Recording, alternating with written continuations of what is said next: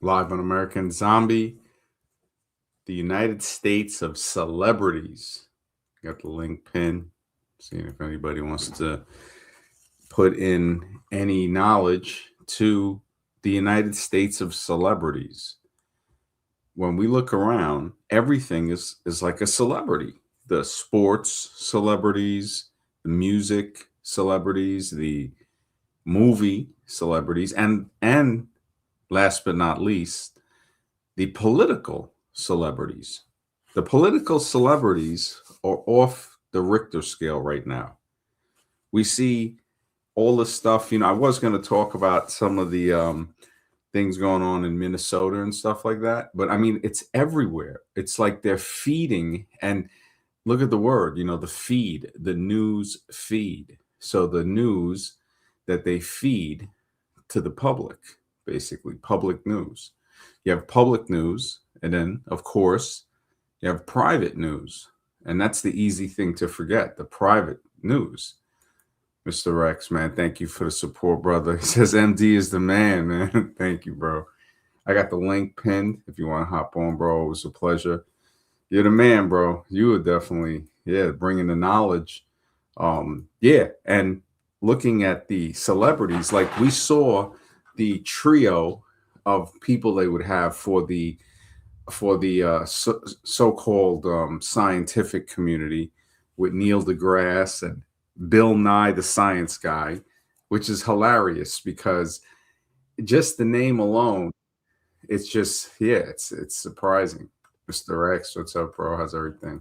Good, good. Yeah, they haven't called me for work, and I don't know if I'm going to go in tonight anyway. So I'm so happy to see you've been screaming every night. Gives me something I can have a good conversation, make the rest of my day. Thanks, man. Yeah, I don't know if we ever talked about Bill Nye.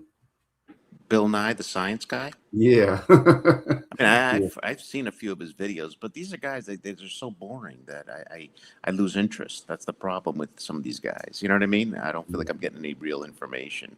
When I don't feel like I'm getting any good, truthful information, I tune out real fast. Yeah. So, Yeah.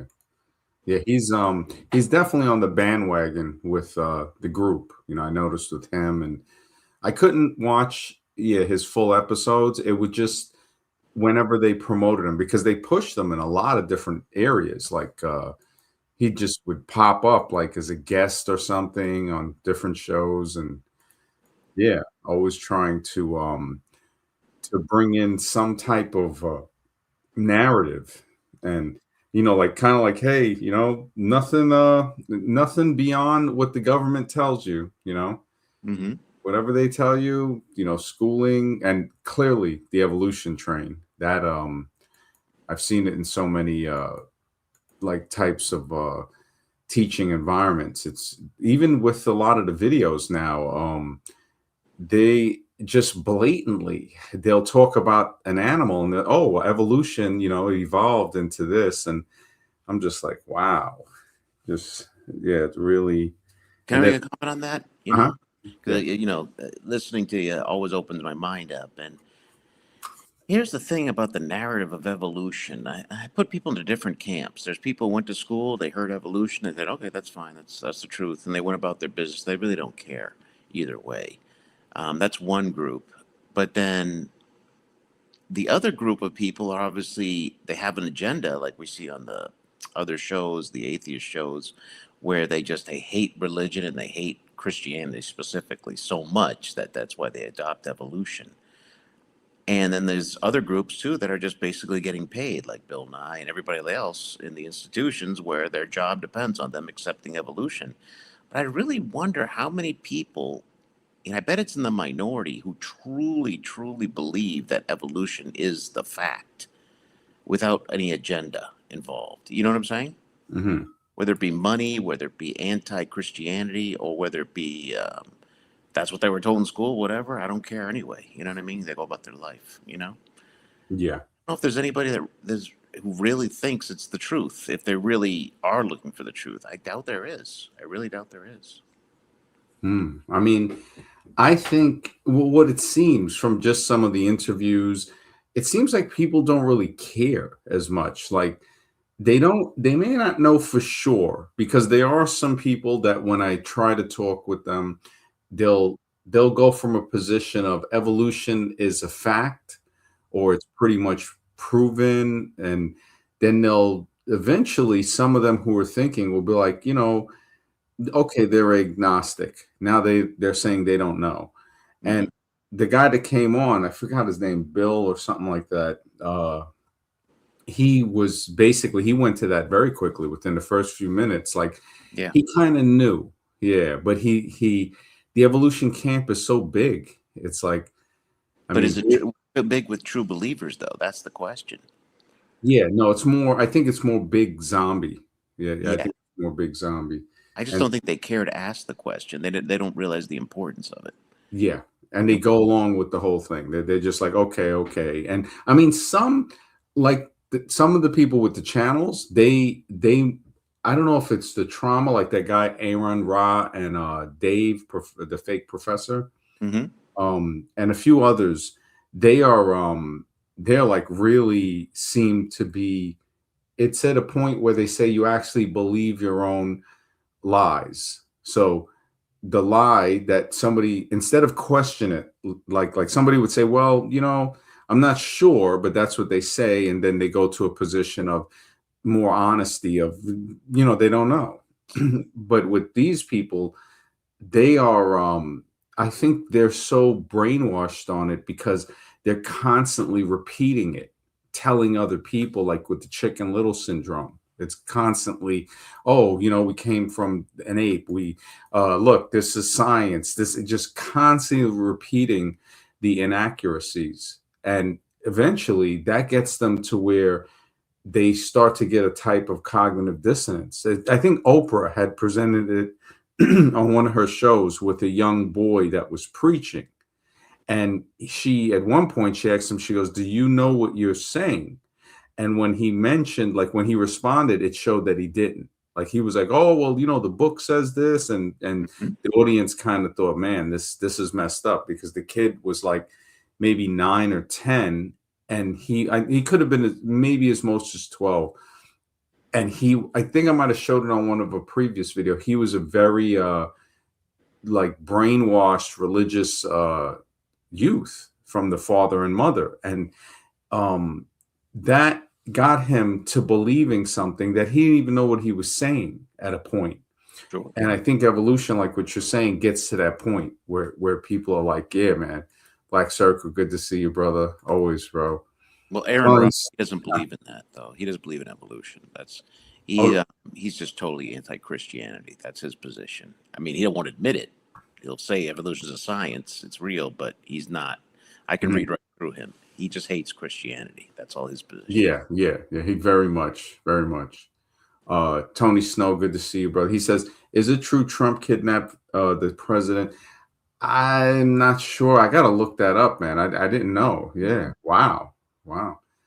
Gaia, good to see you. Hey, MD, hope your night's going well. Glad you enjoyed the tag video on my creator channel. Yeah, man. Thanks, man. It was really good, bro. It definitely, yep. The framing of new atheism versus Christian fundamentalism sets a dangerous precedent when the only options presented to you are between hell and oblivion. Tumorism often results. Yeah. Yeah, man. Jake, what's up, man? Good to see you. Yo, MD, what's up, man? What's going Just on, Jake? hanging. Yeah. Mr. X, man, how you doing? Hanging in there, hanging in there. Glad MD's Dude, streaming I tonight. just got off work a little bit ago. I heard you talking about that kid, and then like you had an interview on Oprah, and he was like a 12-year-old kid. Are you talking about the one? I think I seen a video clip of him. He was like holding the Bible up in the air, and he's like, "If you don't listen to this, you're gonna Yeah. go to hell." Yeah. And he Oh, was I like remember that. screaming. Are you talking about Yep. that one? Yeah. Yep. Yeah, yeah, dude. I seen some video clips of him. Yeah, dude, that is a brainwashed zombie. Like he was just like screaming, didn't care if he looked like a buffoon screaming in the street, holding up the Bible, screaming at people walking by. It's like, dude, I feel like because like the only way he got that was from his parents brainwashing him. That's the only way because his dad was like encouraging him to act like that too. It was really weird, man. That is a church zombie. So Jake, church zombie, one of my trolls, man. That's a church zombie right there. Yeah. Yeah. That kid was gone. Tony Snow, thank you, brother, for putting up the Hassan Campbell. This is the guy that exposed Africa Bambaataa for being a butt pirate, and yeah, I was like, man, it gets, yeah, this is thanks, Tony, I appreciate that. Hassan is just, it's a lot of beef there, but I'm glad he called him out, because like from the thing from yesterday, I spoke with Scribe earlier today, and man, I almost got to the point where I was like, so wait a minute, so now what do you want to do, another stream on Tupac or something, man? I told him, I said, why don't you say this stuff last night? Oh my God, stream Bro, number 124 on Tupac. Yeah, it's so messed up. Like, and Scribe's like my brother, man, but it just, I don't know, man. The Tupac zombie, somebody's gonna have to just get him the sheets, man. I mean, it just. Bro, I said what I needed to say on the one stream, man, and then like I fell asleep when the other stream started, so I couldn't. I was just like, dude, we've been over this so many times. Like, dude, I said my piece. Like, I get what Scribe, likes about him, but dude, the fact of the matter is, anyone who is about to make a difference, dude, all right, we're done with this puppet, and they delete him. Like, come on, man, you got to be smarter than that. The funniest thing, that cracks me up with him, he'll tell me he's still trying to convince me, and we'll be talking about something. I'm like, bro, he's still like, hey man, I know you said that about my Messiah, but here's why I worship him. Let me tell you why you should join the Church of Tupac. If you don't, you're gonna go to hell. That's what Scribe is saying. Yo, it's unbelievable. We don't get into too many arguments about it. I told him, I said, look, Mr. Rex left a comment. I gotta go check the comments again, but I didn't check them from backstage about we need to move on from Tupac. You're right, Mr. X. Yeah, we got to get some more deeper subject. I think we got to move on. We've had like 100 streams on Tupac now at this point. It really shows me. It's like it's a sad thing, because there are things in society that really affect people. I don't know what effect it was, and I'm like, look, bro, maybe it was religious family stuff. I said, I definitely see there's something to do with the iconography on the album with the cross and all of that, because dude, he thought he was Jesus. Well, I mean, they really, when you look at the programming, people. I mean, to me, it just lets us know, like, look, there's a machine around us. Of course, like the stream says, he was a celebrity. The United States of celebrities, and the reason I call it that is because I think it was Chappelle that had said on one of his comedy skits, he goes, there'll be like a serious issue. And I remember this too, when this happened on MTV, and they're like, it was like 25 years ago or more. And they're like, oh, I think it was something, it might've been the 2001 thing or something. And they go, oh, we're going to call up and see what Ja Rule thinks about this. And Dave Chappelle's like, what? Who the heck would want to know what this guy thinks about a serious situation? I've seen this. You're going to call the Pimp My Rides dude and ask him about this situation? That was a hilarious comedy skit. Right? And the crazy thing is, it was true, because I remember when MTV did that. It was just, it was still, I don't know, semi-watchable sometimes, but and then the zombies are on their edge of the seat. Okay, what should I think? What does Ja Rule think? That's what I'm going to think. Let me get on the edge of my seat. Let me perk up my ears. This is the opinion we want right here. This is. But MTV knows their audience, so it's smart on MTV's part, because they know. Oh yeah. Yes. And Scribe was one of the people on this edge of his seat. He says, well, Tupac's not here, but Ja Rule can take his place, I guess. Yeah. Oh man. I mean, the programming, man. The programming. It was 9/11. Yep, Tony. Yeah, because I remember, and it was like, I can't believe. Yeah, well, I was like, I mean, it was hilarious when he said it. He's like, oh, we're gonna see what Ja Rule said, because that's what they were asking people like that. I'm like, who the heck wants to know Ja Rule? It's like, well, what are you gonna ask Ja Rule about physics or something next? It just like, I want to know Snoop Dogg's opinion. There's a whole engineers against that thing that happened, and a whole group of them. Do you want to call them? No. We want to call Ja Rule. That's who we want to. That's the opinion we want. But Mr. X is right too. The audience, man. That audience. I mean, they like, I couldn't watch MTV. They just basically go through the contacts list on Scribe's phone. All right, who should we call it next? I mean, it just it's really shocking when I think about it, how people value what these celebrities think, not knowing that most of them are just total buffoons. I mean, um, What would Ja Rule know? He's a regular guy who makes rap music and was on a Pimp My Rides episode, and that's the guy, dude. That's the most important opinion. That's the one we need to get on live TV, millions of people watching. That's the one. But yeah, Mr. X is right. That's what the audience wants to see. So that's what the TV Yep. gives them. yeah, the machine, man. Yeah. Oh man, Tony Snow said aliens attacking the Earth. I wish Tupac was there to save us. Oh my goodness, he could have summoned He must be Scribe. quoting Scribe Scribe. would be so scared he'd be hiding under his Tupac sheets, praying to his Oh Jesus, my goodness. praying to his Messiah. So, yo, the Tupac sheets is hilarious, man. You got Tupac sheets, man. It's over. I'm sorry. Yeah, it's done, man. Yeah. I just don't see women buying Tupac sheets. I just don't see it. It's He'd like, be so if they're not clutching buying, that Tupac pillowcase, yeah, clutching it, cuddling with it, I don't please. see mature men buying it either. yeah. Oh no, men. Well, not hetero men. It's like if women's not really buying it, and we know who's buying the Tupac sheet. I mean, that's a, He'd be Tupac. wetting his Tupac undies. He'd be scared, That's man. like, Scribe would be yeah, Tupac sheets are that's like having an Iron Man bed sheet or a Superman bed sheet Yeah. thing. It's like, no, tonight we're gonna put the Tupac bed sheets on there. It just, Ooh, it's like and when a then the woman fact puts on they the have, red lingerie. I Scribe mean, got the Tupac sheets. when I found when I found this Tupac thing, I said, I thought it was a joke. I forgot how it popped up. I think I was looking up Tupac pictures for the t-shirts, and when I saw that, I said, "Nah, this has got to be a joke." And then they Then it had said all these, recommended for you. If you want a Tupac T-shirt, you want these bed yeah, sheets. it's like you might want to get these. The last people that bought the t-shirt bought these bed sheets, and stuff too.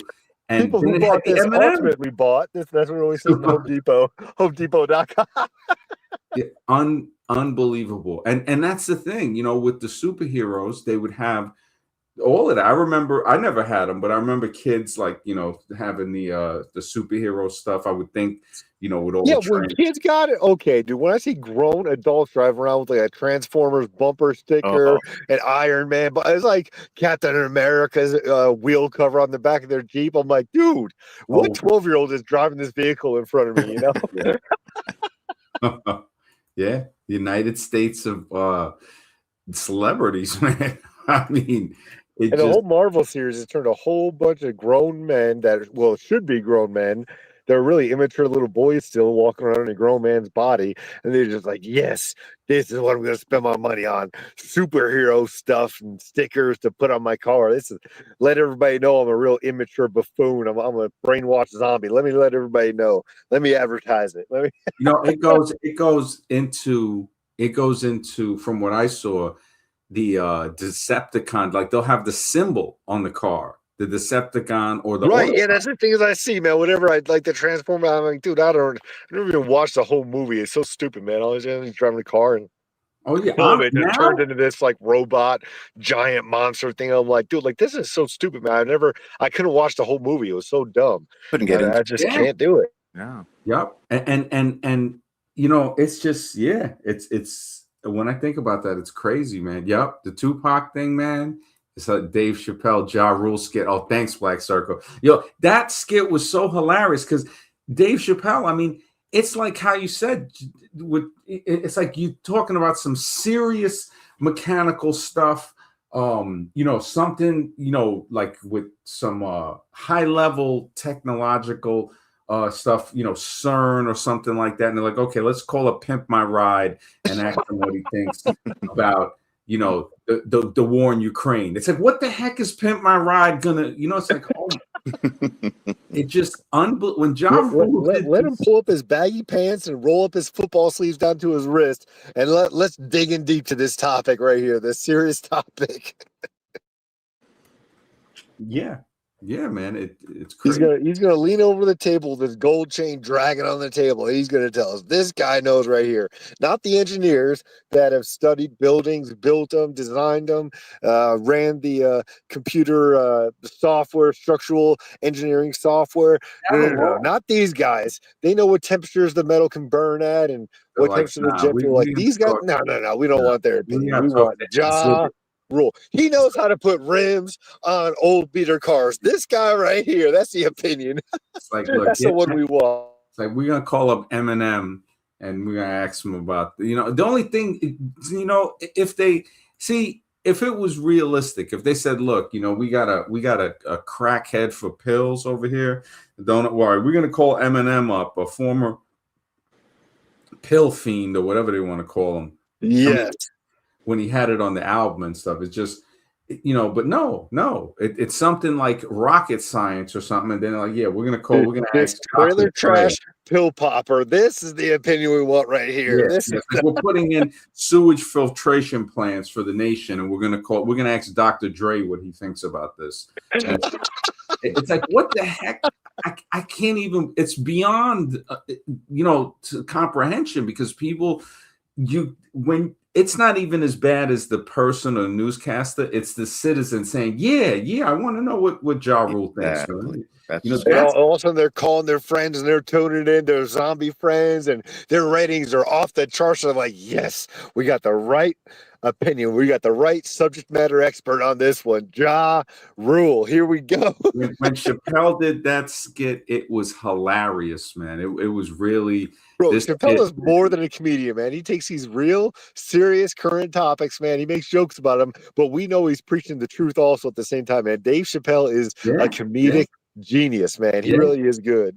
But Mark was saying, I remember like he's saying, if there's adults out there that watch all the movies, there was people even on YouTube doing videos with the Thanos hand. Like they bought and they sell them, I guess, for the kids and stuff. And you had people basically like, And for some reason, they sell them in adult sizes, but they know they're they like, can sell them. They, I'm like, what, yeah, it's like, why are you wearing a Thanos? I mean, that's some, I mean, that whole thing, man. And Mark is right, man. Any adult watching, or it gives you a glimpse into how childish the mind of adults, like they keep it in a state of childhood, in a state of baseball cards and stuff like that, to say, okay, it's part of the bread and circuses. Don't rebel. Look at this yeah, new movie. Don't yeah, rebel. Look at this new gadget. Don't rebel. Look at this new TV show. And they mhm, all like, yep, life is good because I can pretend to be a superhero. I can pretend to be something more than a cog in a wheel now. Like, nope, you're just proving you're exactly what they think of you. yeah. Exactly. Yeah. And the superheroes, the craziest thing is, I remember after 9/11, they tried to bring back Captain America, and people weren't having it at first. And then they put the brainwashing machine up to 10. And then that's how Captain America kind of got back on, because people were like, I think, matter of fact, they had something with the comic. Somebody was saying that they ended them or something like that. Like, people, I remember it was like a big thing after 9/11 when people started to see about the story and stuff. So Yeah, they the didn't care most about no. American flags. It was like the most sales for American flags ever, man. You saw Yeah, American flags everywhere yeah, after that was, September. yeah, And then all of a sudden they thought they could push Captain America. They're like, all right, let's not let these people look too much into this. We got a whole group of engineers. Let's talk to celebrities. Let's put out oh, some cartoons, and let's let people worship the newest, dumbest thing that we can push this is it. into the media. This is a guy hit it on the button. Disney adults. That is hilarious. That is so true. That's good. That is good. Yeah, And they really do, man. There's a grown adult bragging that they went to Disneyland or Disney World. And it's like, how do adults go there, dude? You ain't even got kids. You're just like, you're a grown 20 something, 30 something, 40 something year old person. that's creepy. Walk around Disneyland with no kid. Like, bro, I'd be looking like they're a pedophile. But now it's like, yeah, live your childhood. Keep wearing that Captain America t-shirt and put the Disney ears on, and you're living your best life. Like, no, you're a buffoon. When you see somebody in their 20s, if somebody at their 20s says they go to Disneyland, that's the first red flag. If they're in their 30s, that's so PDF file. It just, and especially like no kids or nothing like that. If it's like, wait a second, wait, hold Walk on. around like John Hogwash. It's just like, wait, with a camera, it's like walking around Disney. It just, you think about the perpetual state of childhood that they try to keep people in. It just one of your streams, one of your last streams, immaturity, epidemic of immaturity. Yeah, no, it's true, man. Gaia says, as a film theorist, I think there are already way too many adults that have seen all the Marvel and Transformers. Yeah, I cannot. I'm like, I mean, how does somebody sit through the entire? I could watch a clip or something when it pops up, and even that, I'm like, why am I? Why would I want to watch that? And thank you. That is my same reaction. What? Someone sat through 2 hours of this, this CGI.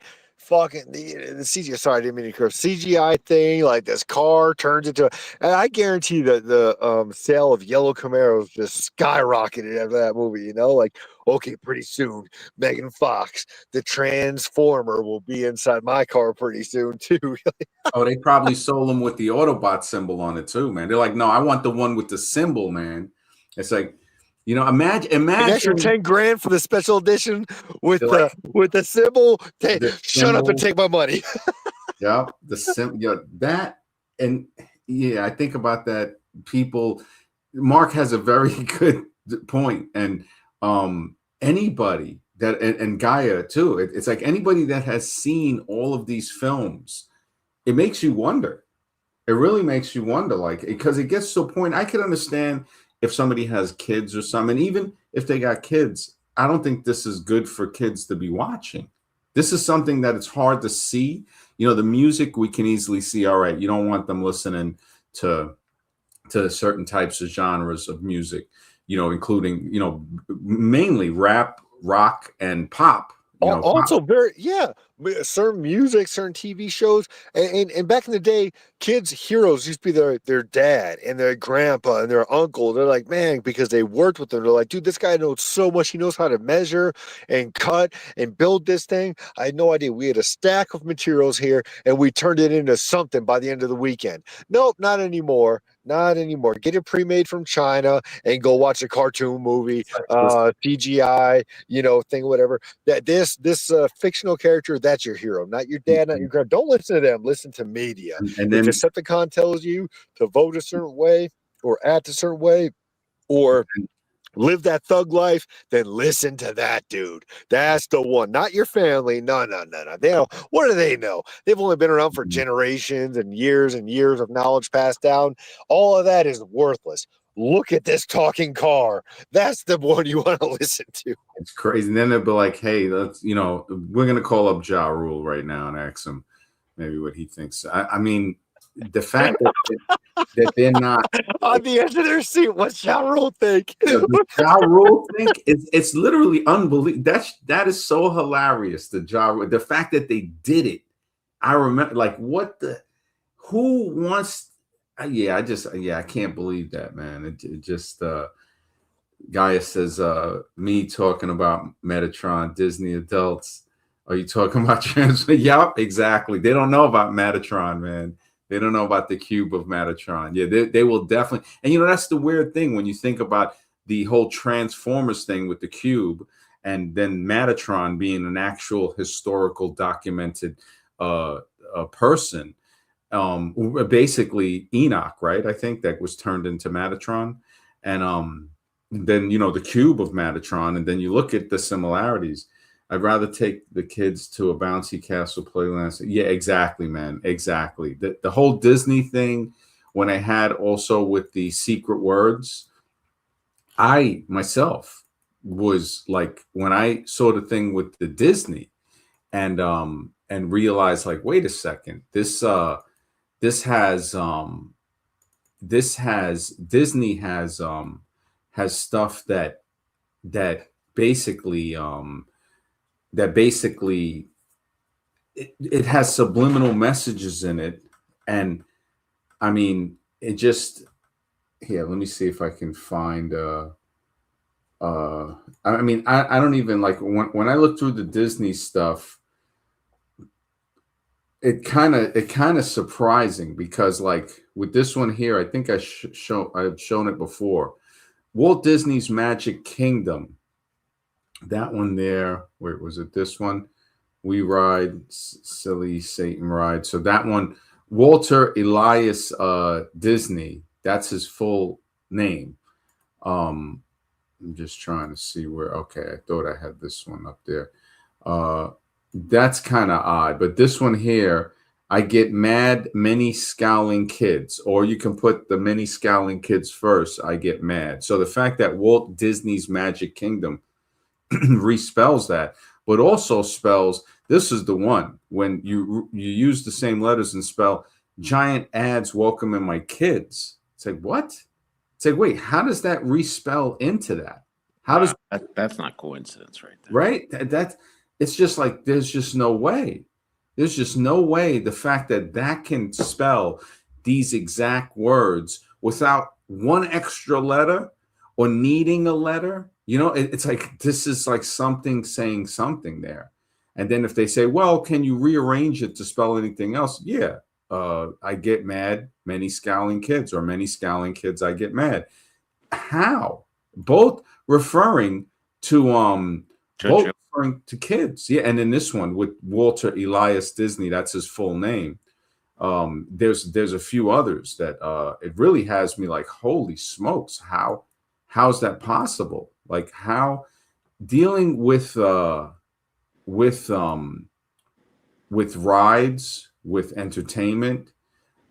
We also know that there has been other stuff that has been depicted in Disney in Disney films that people have talked about. The this one here again, his name, how it can spell we silly Satan ride or silly Satan ride we, like it also spells liar wanted lies yes. So liar wanted lies yes. It just, and then this one was Walt Disney Pictures, we depict any luster. Now this is just using the letters to form the other words, so it's actually a real it's shown that anybody can do the anagram. It's basically an anagram that is a little too yeah, that's crazy, right? Giant, it's just unbelievable that it would that it could even spell that. That's the crazy thing, that it could, that it even had that type of ability to say, wait, what's in here? And then I'm surprised, I don't know, maybe I just haven't seen it, but I would think, I wonder why. Yeah, are there any celebrities? Well, let me type it in. Celebrities that that endorse, celebrities that endorse Disneyland. Oh yeah, they do. John Stamos, Ryan Gosling, the Kardashian. Yeah, that's, yeah. I would figure, yeah, I figured Disney would have had that already. Because all they got to do is see a celebrity going to Disneyland, and yeah, they're gonna yeah, Disneyland is that is part of the cult of the United States of celebrities. There's Disneyland, Disney World. I think Disneyland is the one in Cali, and then Disney World is in Florida. And then I guess another one is Universal Studios. So you see the Universal Studios, and then I think they have like, oh yeah, like SeaWorld and stuff like that. The basically the animal prisons, that people that it kind of subliminally influences people, I think. I mean, SeaWorld, it was, to me when I went there, it was more like not a full chore, but it felt kind of chorish, like sitting there, and it was very zombie, with the orca swimming in the tank, and the microphone. I mean, the fact that they just went straight full blown carnival circus with a microphone and talking to Shamu. And then we see that there's a big like market. I mean, this whole marine zoo type grift basically exploits like so much stuff from the sea. It's like you see something living in the sea, living its natural life, enjoying existence, and then they take it and put it in the tank. A tank that's like a fraction. I mean, that's like some real the fact that people don't see that, it's just like, yeah. And Mark's right. Yeah, most of the celebrities, I would say even all of them, man, you Hey, can't trust. Yeah. Mhm. oh, I was gonna say, MD, I just was looking up some of these celebrity names and see if they had any anagrams. I did find one site that looks a little interesting. Um, I can read them off to you if you like. Some of the different celebrities and the anagrams they use. Yeah, please. Okay, number one, of course, we know Clint Eastwood is Old West action. We've talked about that before. Then they got Alec Guinness. You remember him from Star Trek, Star Wars. He's Obi-Wan Kenobi. Genius Class. Woody Allen, Wood All New York. Gary Oldman, Grown Madly. Let's see here. Al Pacino, A Pal Icon. Tom Cruise, this is kind of interesting. I'm So Cuter. Jennifer Aniston, Fine Torn Jeans. George Clooney, Cool Ego Energy. Leonardo DiCaprio, Cool Paranoid Ride. This is a good one. William Shatner, Will is Earthman. And Patrick Stewart from Star Trek show, Cap Star Trek Wit. Let's see, is there any good ones? Leonard Nimoy, that was a good one too. That was Dry Moon Alien. I don't know. And Christopher Reeve, Ever the Crisp Hero. Wow. So who knows with some of these celebrity names? If definitely with Clint Eastwood, we know that was set in Yeah. stone. Oh yeah. Because it's probably not their real names. I wouldn't be, Yeah, I don't think so. I think it's all set in. Yeah, a lot of the names that those anagrams. Yeah, that's just not by chance. No. I mean, even ones that don't have the anagrams. Like when I think of Natalie Portman, Nicole Kidman, Nick Cole, Nick Hole, Kidman. There's something very odd, and especially like the ones you read off, the celebrity names. Yeah, very odd about that. I don't like the Jennifer Aniston and stuff. All of that stuff, that can't be coincidence. Yeah, that can't be. Sorry, man. I had to jump off real quick and check my social media and see what Miley Cyrus thinks about what's going on in Minnesota. So had to get some important information.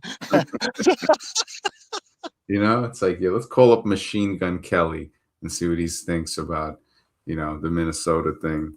It's like just the fact that there's a character called that in rap now, Machine Gun Kelly. I was like, you got to be kidding me.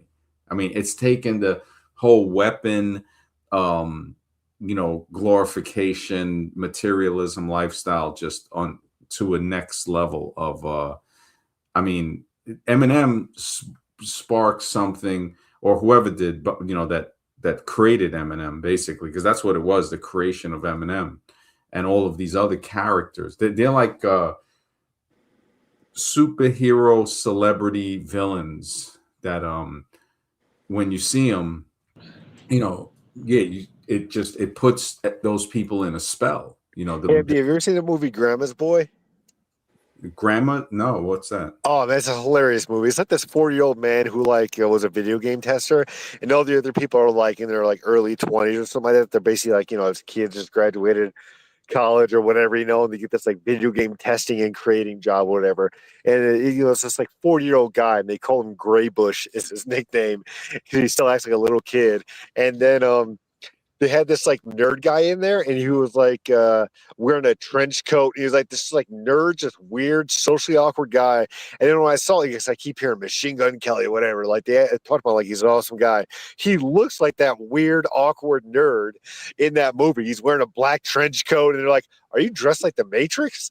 And Yeah. and dude, it's just very weird, dude. When I actually saw what the guy looked like, because I don't even know who a lot of these celebrities are, because I don't have social media. I don't watch TV. I don't watch MTV or listen to like current music. I just like don't even know who this guy is. I finally see him only because he bumped into like Sean Strickland, which is a UFC fighter. So the one thing I'm a little bit of a zombie on. I watch UFC, which Mhm. there's definitely things going on with that, and I know it. Oh But yeah. Oh, yeah. No, yeah, that's a whole other. Drew used to, and I used to watch that too a lot. yeah. He was telling me recently. He said the tickets are like almost $100 to like I guess pay per view or something. Or Oh, now um, now they finally got a Paramount deal to where it's free for like the whole year, or it's like $70 for the whole year or something like that. So like finally, but yeah, dude, those pay-per-views I don't buy. I always watch them like right after the fight ends. Like people will post oh it on yeah, like he'll post certain them up. Yeah, platforms. yeah, I can't, bro. I'll wait 10 minutes after the yeah, fact yeah. and then I'll watch it for free. You know what I mean? Like I'm not Exactly. paying Yeah, $100 for a pay-per-view, and yeah. you have to. Like I actually went to go click. I was like, all right, how much it costs? I was like, yeah, it's like $80. Plus, you have to buy Disney Plus when you buy ESPN, and I'm just like, What? what? Oh, I'm that's gonna buy a whole crazy. bunch of extra stuff, dude. If it was like $20 to watch the fights, hey, I'll support the UFC fighters like watching the sport. Even though I'm sure it's rigged or Mhm. whatever, But like, if they would just sell for $20 a fight card, I would pay for it. But I'm not spending $80 to watch a fight that I only want to see one or two fights on the card, and I got to buy some other subscriptions with it and download some apps and all this BS. I'm just like, nah, you guys made this way too hard. Just get a website, charge $20, and I'll pay it, no problem. But nope, you want to charge 80 and throw in some other crap. Like, nah, I'm out of here, dude. This is stupid. Yeah, yeah. He Drew was telling me too. He said because he bets a lot and does stuff, and he's like, he said it's just it's ridiculous amount now. And then you already know there's some fishy stuff going on behind the scenes with all of that stuff. And then they try to act like, oh no, somebody else might have Yep. fixed the fight. The UFC is under investigation by the FBI now for rigging fights. So Yeah, it's that just tells you that. And the yeah, refs and the organization and the fighters, a bunch of people within the UFC are under investigation now. yeah. I heard something like that.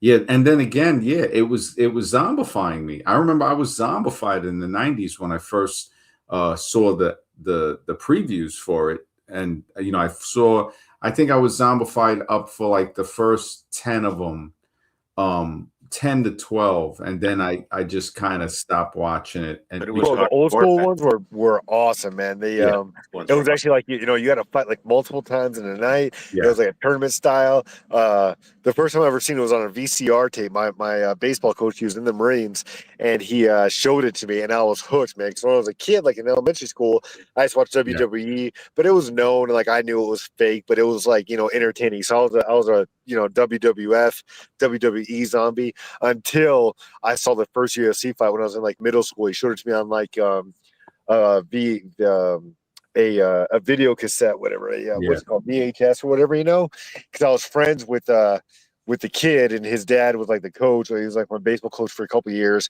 He was in the Marines, dude. He showed it. He's like, "This is real funny." I was like, "Dude, I couldn't go back to WWF or WWE anymore." I was yeah, just like, "Dude, yeah, it's so fake compared to this." And even that was like in his primitive days where people only had one style, and yeah, whatever. It was still a pretty cool concept, though. No, yeah. they killed each other back then. They were brutal back then in the beginning.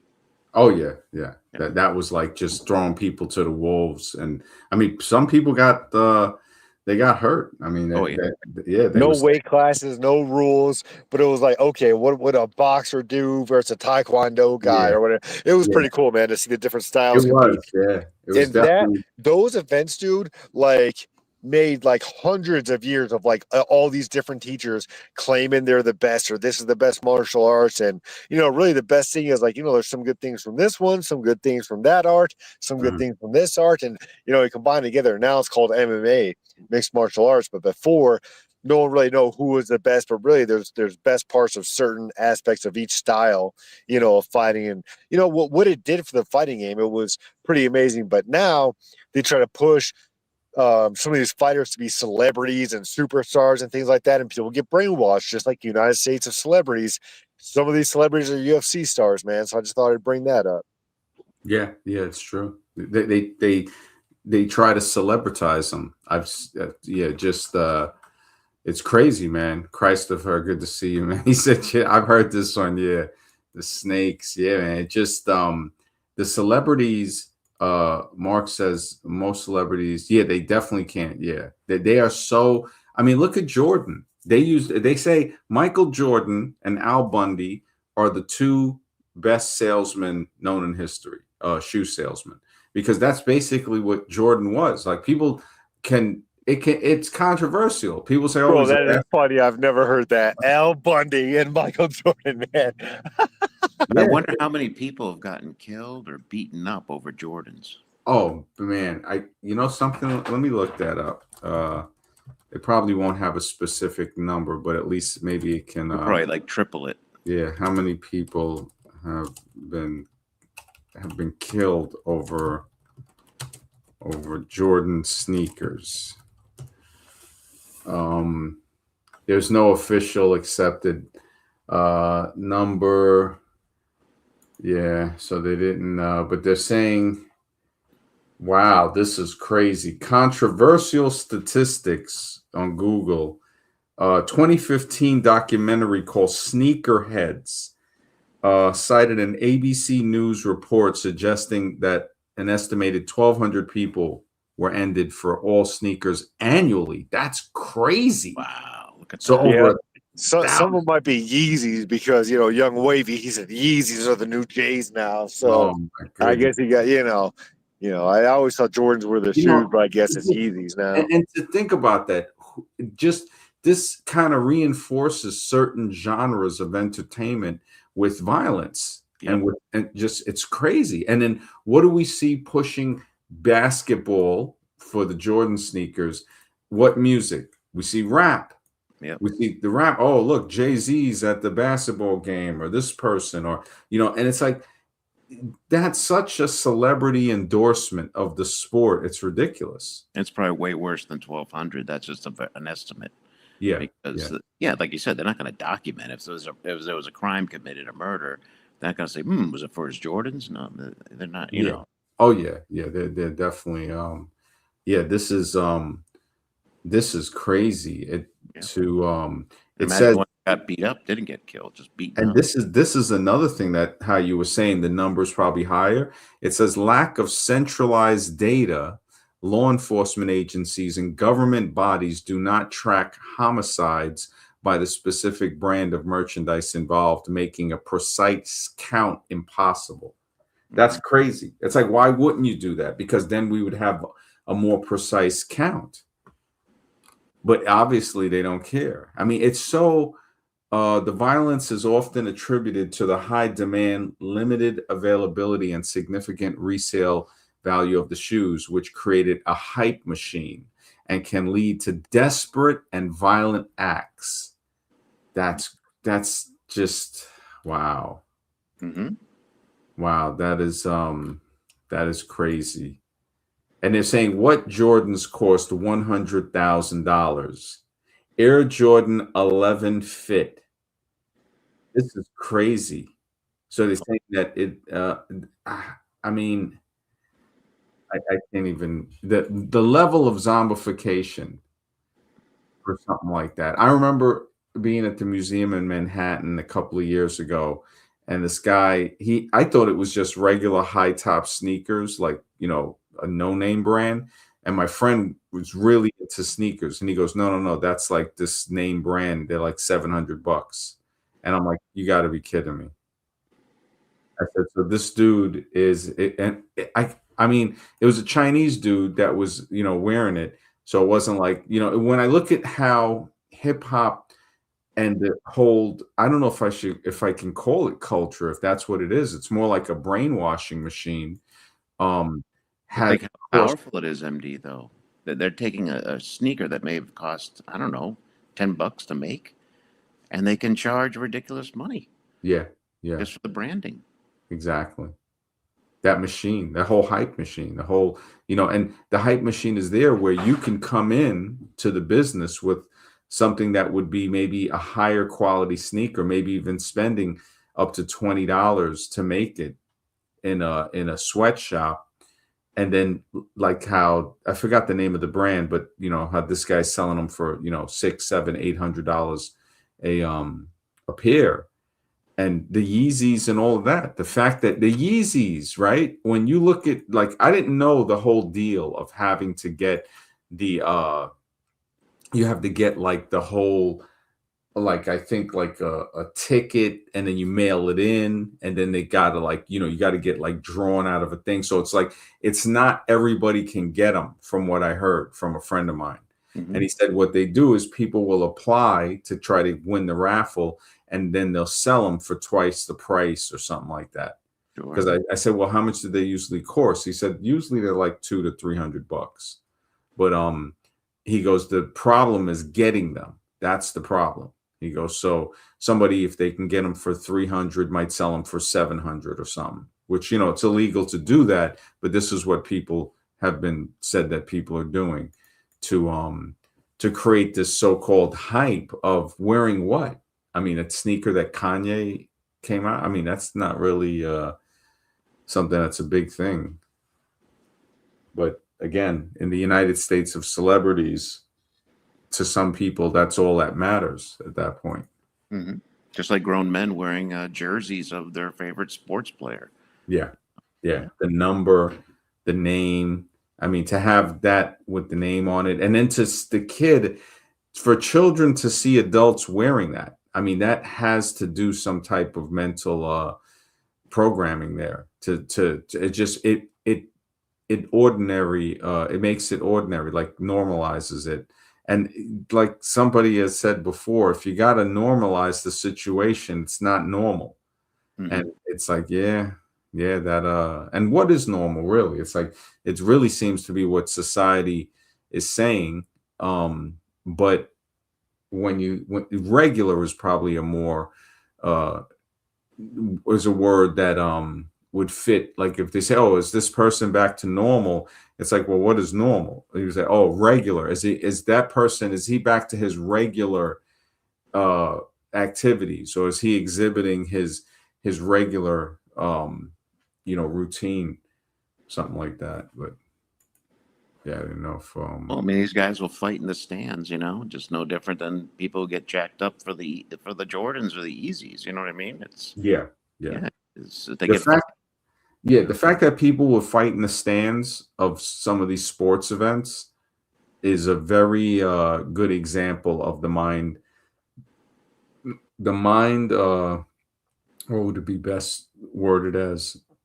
The mind, like it's like a mind to behavior transfer. So because I mean, just the guy that just ended his wife and himself in Florida over the football game, a Monday night football game. Mm-hmm. This was like a couple of days ago or something. The 49ers fan. That's crazy. It's like, what the heck? I mean, that to see that nobody is doing any type of investigation that I know about that would talk about something like that in a scientific sense and say, wait a minute, this has to be looked into very closely now psychologically. It's like what is going on with what's the other factors in this, that this guy went to this extreme? And then if somebody were to say, well, he was drinking and all of this stuff, and it's like, okay. So let's see. So basically, that would be the premise on saying, well, it's not the game. It's not the game. Okay. So if somebody tries to pull that angle, we say, okay, well, let's look at if there are other instances associated with this game of people exhibiting violent behavior. And that's all we see.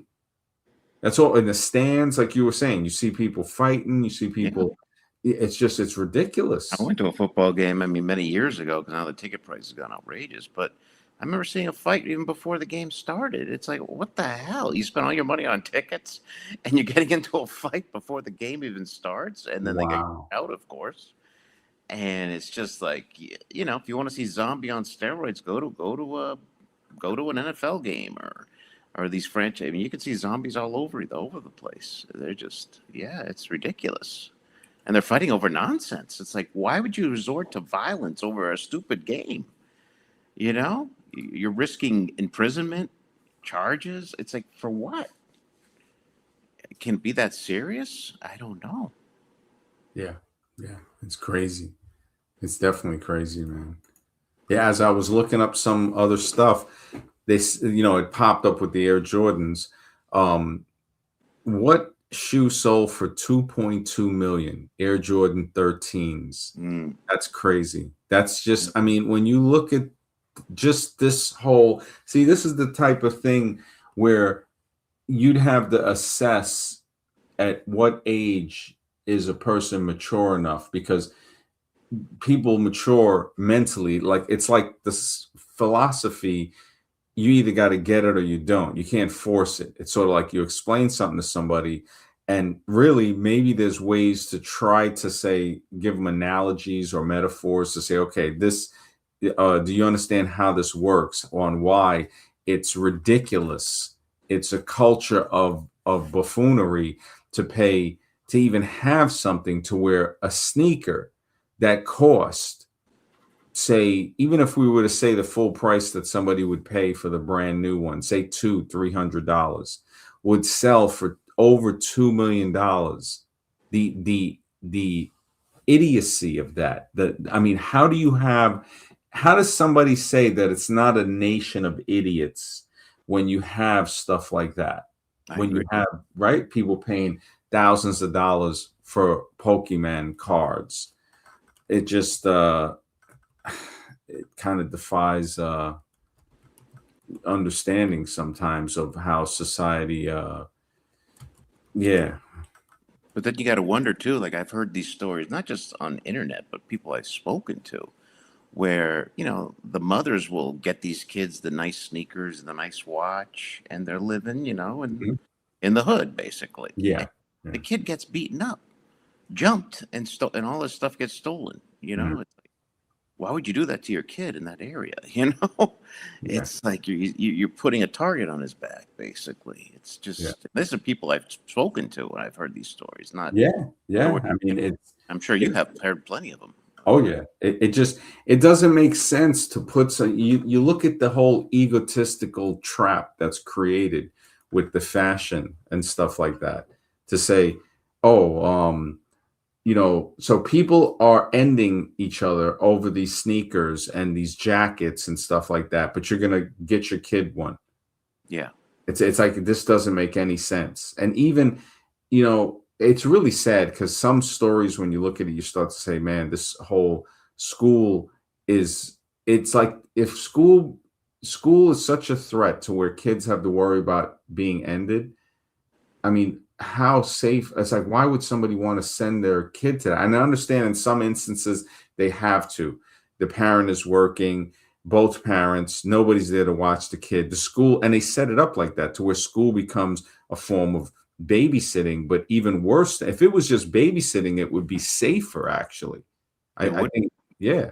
It's like a fashion show on steroids that's so egotistical. And then the people they have teaching is, if you speak to a teacher and even look at the curriculum, I mean, people have come out on with videos saying that the kids just aren't learning what they feel like they should know at a certain age.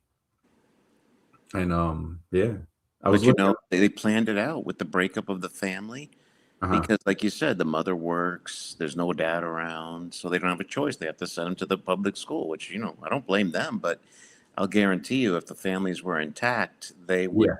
something about it. Oh yeah, it would be different. It would be different. They would Yeah, have I set mean, up their own schools. The hell with this. yeah, Drew has two kids and he homeschools them, and I Mm. was like, wow, man, that is that's really good. The fact that he knows how important that is, to say, yeah, you can't mess around with the schooling, because No. if they that's the years, that's the most formative years. One of my nephews used to collect the Pokemon cards back in the late 90s. And I looked up, I said, because I know some of them can be um, expensive. It says they can go from a couple of cents, few cents for common bulk, to millions of dollars for ultra rare graded collectibles. That is crazy. It is. That is freaking like, holy smokes. That's like what, I mean, that's an investment. Common, holo, secret rare, age, vintage versus modern, and demand driving course, leading to everything from cheaper booster packs around 5 to 10 to premium collections, $100 plus, and historic sales over 1 million for top tier cards. That's insane.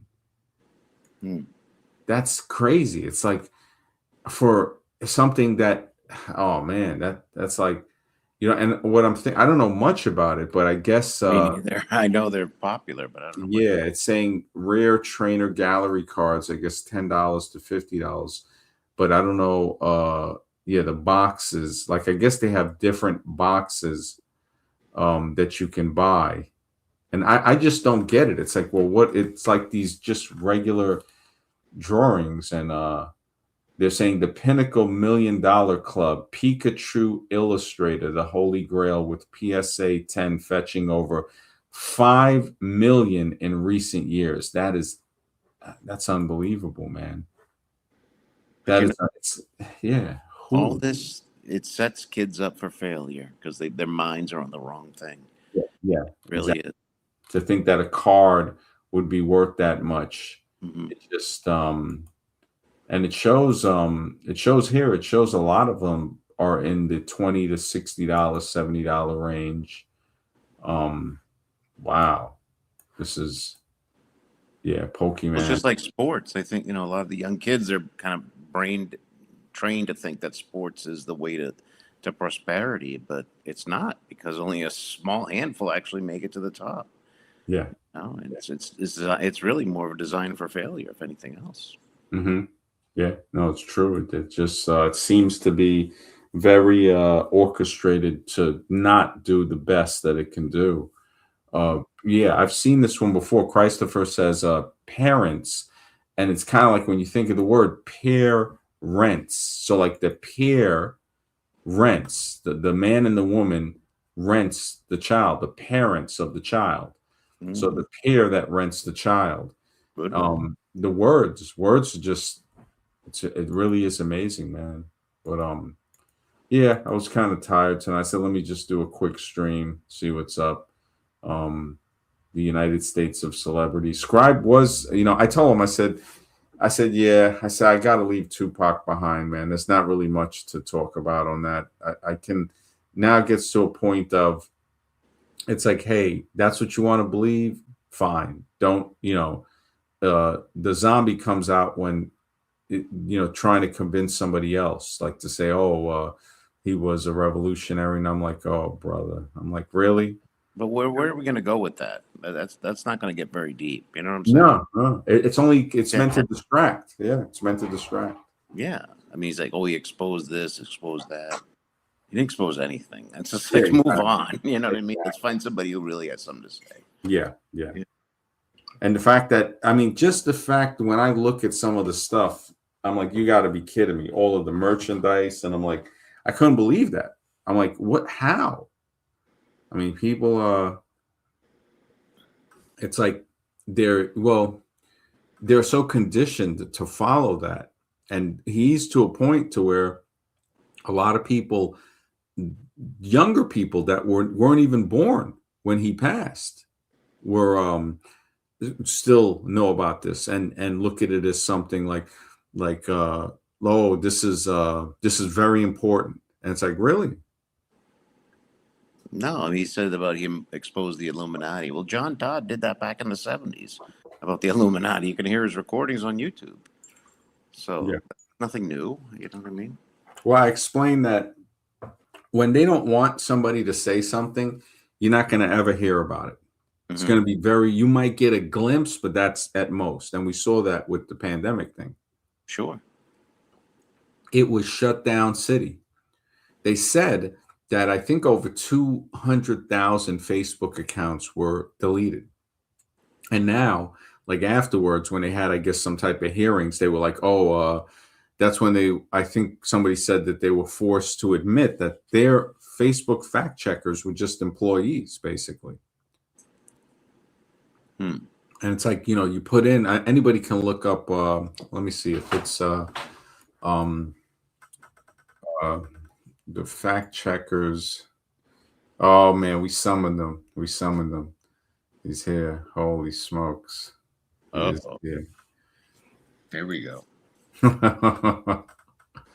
Oh my goodness. And that's right. Mark says we need a 2-pack switch, or them is fighting words around here. So, oh my goodness. He is here to defend. Hey, screw It sounds like you got stung by the revolutionary thing or something like that. Really. Shoot, here it goes. I told you it was way beyond that, and that wasn't even a good comparison. Well, Mr. X is right. It's like, what do we get out of talking about Tupac? I don't get it. It's like the brainwashing, See, this is when you don't understand your history. All this stuff that we learned after 9/11 came Like originally. history. So I don't from understand back history. You don't know. That was the idea. Oh my good. Let's call up Ja Rule. You unknowingly were liberated by him doing that. You just didn't know. I was that no happened. what? Oh my! Did you? What did you just say? I'm saying you guys were unknowingly brought into that after Liberated. the You said liberated. Yeah, because he brought that out before it was supposed to. So he broke that timeline. Remember I was telling you, it's like What about John Todd? He it's did it like back in the 70s, way before Tupac was even born, probably. what he went against the Illuminati. Yes, he spoke about the Illuminati. He exposed it. Yeah. He went against them. Really? I never heard that. Tupac went. How did Tupac go against the Illuminati? What did he do? Well, he literally made an album called with a K on it, to kill Illuminati. So that was like the last straw. At the end, is okay, just to get rid of this guy because he was just too much of a menace when it came to the truth. You know, they're selling Illuminati pendants and all this other stuff. It's just another marketing scheme just to promote this stuff. Yep. That's what it is. Total marketing. Yeah. I mean, there's always going to be different variations of that. Anything that's, pentagrams, whatever, they're going to take anything that sells, whatever, but you know where it came from, you know what it is, and when it came out. And he was like a rift in the timeline before and that stuff should have come out. He was already at the forefront, fighting that. And we're thinking, oh man, it's just a bunch of gangsters going stupid. No, this guy was already getting organized, going after that. By saying we were Illuminati, that was the major revelation that he came up with. Well, at the time, nobody even talked about it. No one even was aware of it. First of all, people were still thinking Bush ran the country, or they still thinking the people weren't aware of it. Listen to MTV Rips or whatever it is. Other people were aware of it a long time ago. Not like that. I mean, where you call it out and say, look, here's the source. Here's the where's the root of all this coming from? And he never even went into detail about the Illuminati. He just said kill him. That's all he said. He didn't name the player. That was the reason, because he said, look, here's the source of all this hatred and evil, and the control mechanism that keeps us enslaved and zombified is this right here. So I'd rather go against this, even though I could just shut up and make my millions instead of doing that. Why would you continue on that if you didn't fully believe that? And even then, a lot of people do believe it, but they're not ballsy enough to actually pull something like that off. That's the other thing. Wow. I looked up. It's like you can have the knowledge, but to actually do something about that, that's when. But what did he do? Did he stop the Illuminati? What did he do exactly? No, I'm saying he created that spark because that was the controversy of why he was taken out. He was put on the cross thing, like he had the analogy of him being like a black version of Jesus on the cross, like he's walking that path. You don't like he's hold the cross for you because you can't do it yourself. So you don't think that was programming, putting him on a cross he put himself on the cross knowing that was going to happen. He wrote about it and said, look, I'm going to get crucified for this, and that's okay. There was no producer and stuff that said, hey man, we should market it this way with you on. Why would you do so? Okay, so you want to self-execution is a good so he was just method like, look, I had a dream. Albums. I had a dream that you got to put, do the album cover like this. Like, how is that what you're saying? So nobody designed He's that already album. he's already had many visions of him not lasting long. He knows that he's getting too close. He Wow. knows that's the reason why now he's going to jail. Now he's getting shot. Now these things are happening because he's trying to Oh, divulge so the he's truth not in the going to jail mainstream. because he sodomized the chick in a club, right? It was because it's the Illuminati or No, it had something? nothing to do with that. That was a setup. That thing Wow. that's a separate incident. Holy Again, you see, you have smokes. to know your facts before you can actually That's argue. great. I can't believe This. I'm gonna have to call up Ja Rule, man. This is like it's like how Hey, me pulling out something out of thin air and say, "See, because this thing over here I means can't this." I'm like, "No, that's believe actually a this different. is That's a Brad, different can I ask you a incident." question? Yeah, good. Do you have a picture of Tupac in your room, in your bedroom? I should get one, man. I should get like I a asked you, I shrine or know you something. got a poster. I know you have to have a poster in Yeah, get some somewhere. pajamas, get some bed sheets, like I Gun know Dingy's recommended. there's just no way that you don't have like an album cover or something like that or a CD cover. The following on Tupac is crazy. I mean, It's just so sad that we talk about this stuff and we've never seen anyone do anything about it except this one guy do something recently, he recent didn't do, what history. did he do? And All he yet did was you're talk like, oh about it. man, he's just a gangster dude and He all this stuff. talked It's like, about it really? just like anybody else. You're saying, okay, we see a lot of people talk about it. Well, that's all he did too, right? He didn't do nothing No, physically. he took action, which is why he got buried. What Do you not action did he understand? take? What action?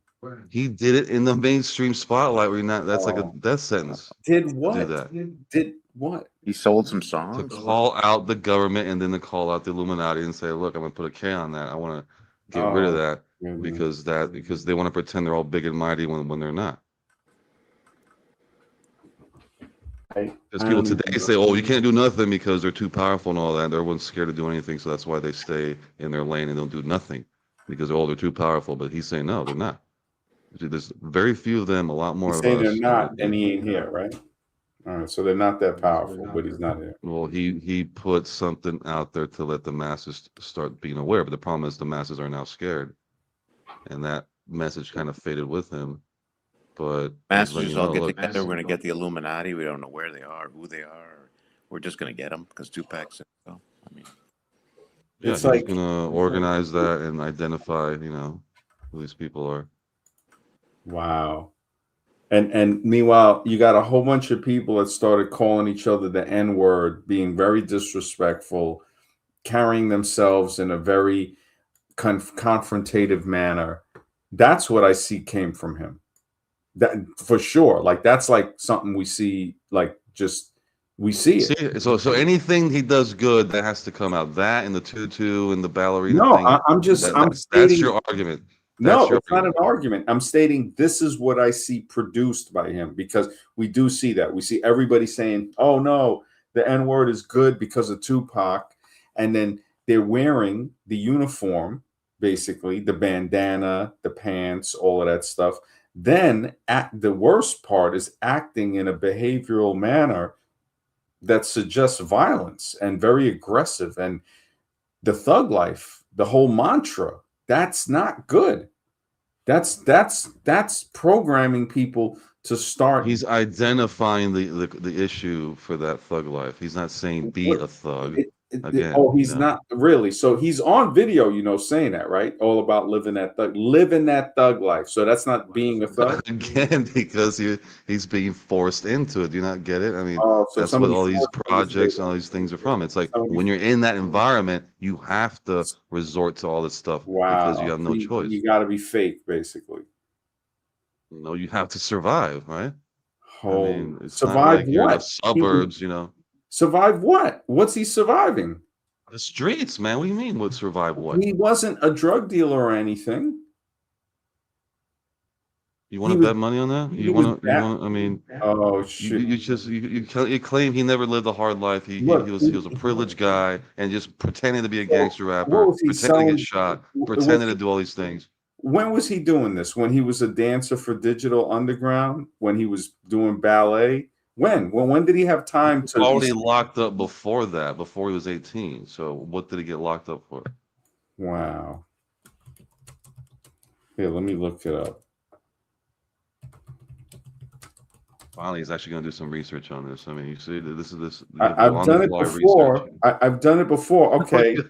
All right. Look. I typed in what did Tupac originally get locked up for? First thing that popped up: Tupac Shakur was locked up primarily for sexual abuse conviction in New York, right? Which led to a 1.5 to 4.5. See, that's wrong. That's already when he's big. No, so you have to go back and look at the. No, we're talking pre-18. And he didn't even do. They said he served about 8 months before being released on bail for an appeal. That's crazy. So that, and let me see other charges. He had prior convictions for assault and battery. So I don't know how. All right. Instead of originally first. All right.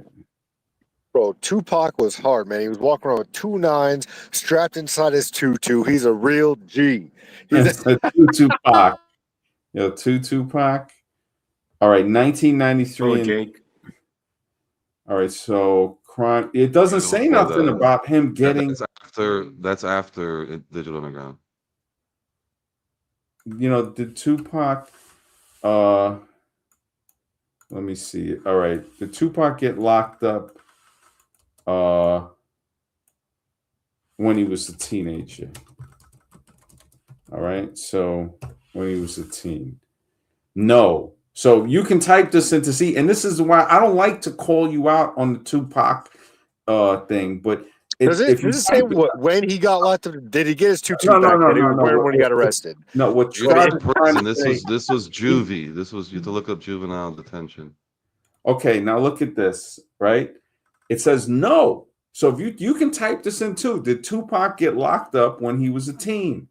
So I just typed that in. What was the interview when he was 17? Look, when he I'm going to read it off. It says no. Tupac Shakur wasn't locked up as a teen, but later in his life, significant legal troubles happened. That happened in the 95, right? Here is a breakdown. At 17, he moved out, experiencing being out on the street and starting to write music, but he wasn't incarcerated. Later, around 24 to 25 years of age, that's when he went away, not as a teen. So this is what I've been trying to tell you. They try to orchestrate this tough guy image of when he was younger, and he did not grow up that way. They said he himself had left. So it wasn't like he went through any real hardship. That's what I was telling you. The fact that he even knows his mother and father shows just how much ahead of real people who are in orphanages and stuff go through. He didn't go through that, man. Can you look up when he was in ballet class? Because I want to get this settled. It says, was he involved in drug dealing before? Yes, he was involved small-time drug dealing, specifically selling crack cocaine. But he never got busted. He was involved with that. Oh, so you're saying, he never did that. And you said he never did that. He didn't never do that. He wasn't no crack dealer. No. He wasn't a crack dealer. It says right there. Look it up. It says, they told us that he'd have a rap sheet if it wasn't made up. Yeah, he's basically letting you know, like he's letting you know his life. So he says he did it. His mom was into it, so it's not like you're not gonna be making stuff like that about your mom either. So, I mean, that's wow. Oh yeah, you wouldn't be doing that, right? Nobody wouldn't do that. To make all of this money, he wouldn't do that. Yeah, who's this guy here, Zombie? You know yeah. Who? Let me see. Wait a second. I don't know if we can trust this guy. This guy might be. Let me put the thing.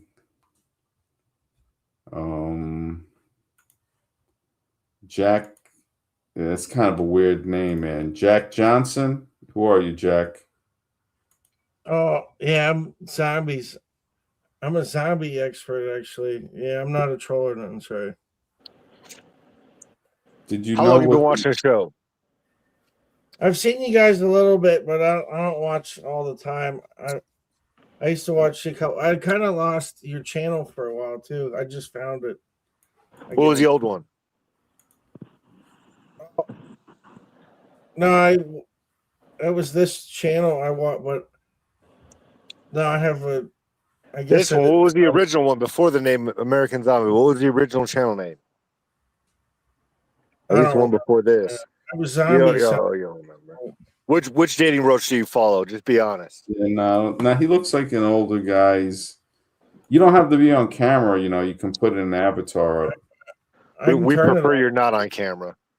Yeah, I think he was just like he might be drinking or something. Yeah. Well, if you don't have anything, the topic is the United States of celebrities. We were talking about Tupac and stuff, but you know, I'm gonna Google the tutu. yeah. You got anything to add to this conversation? Why did you jump on right now? I think he's just probably looking to. Did you have a question or a comment,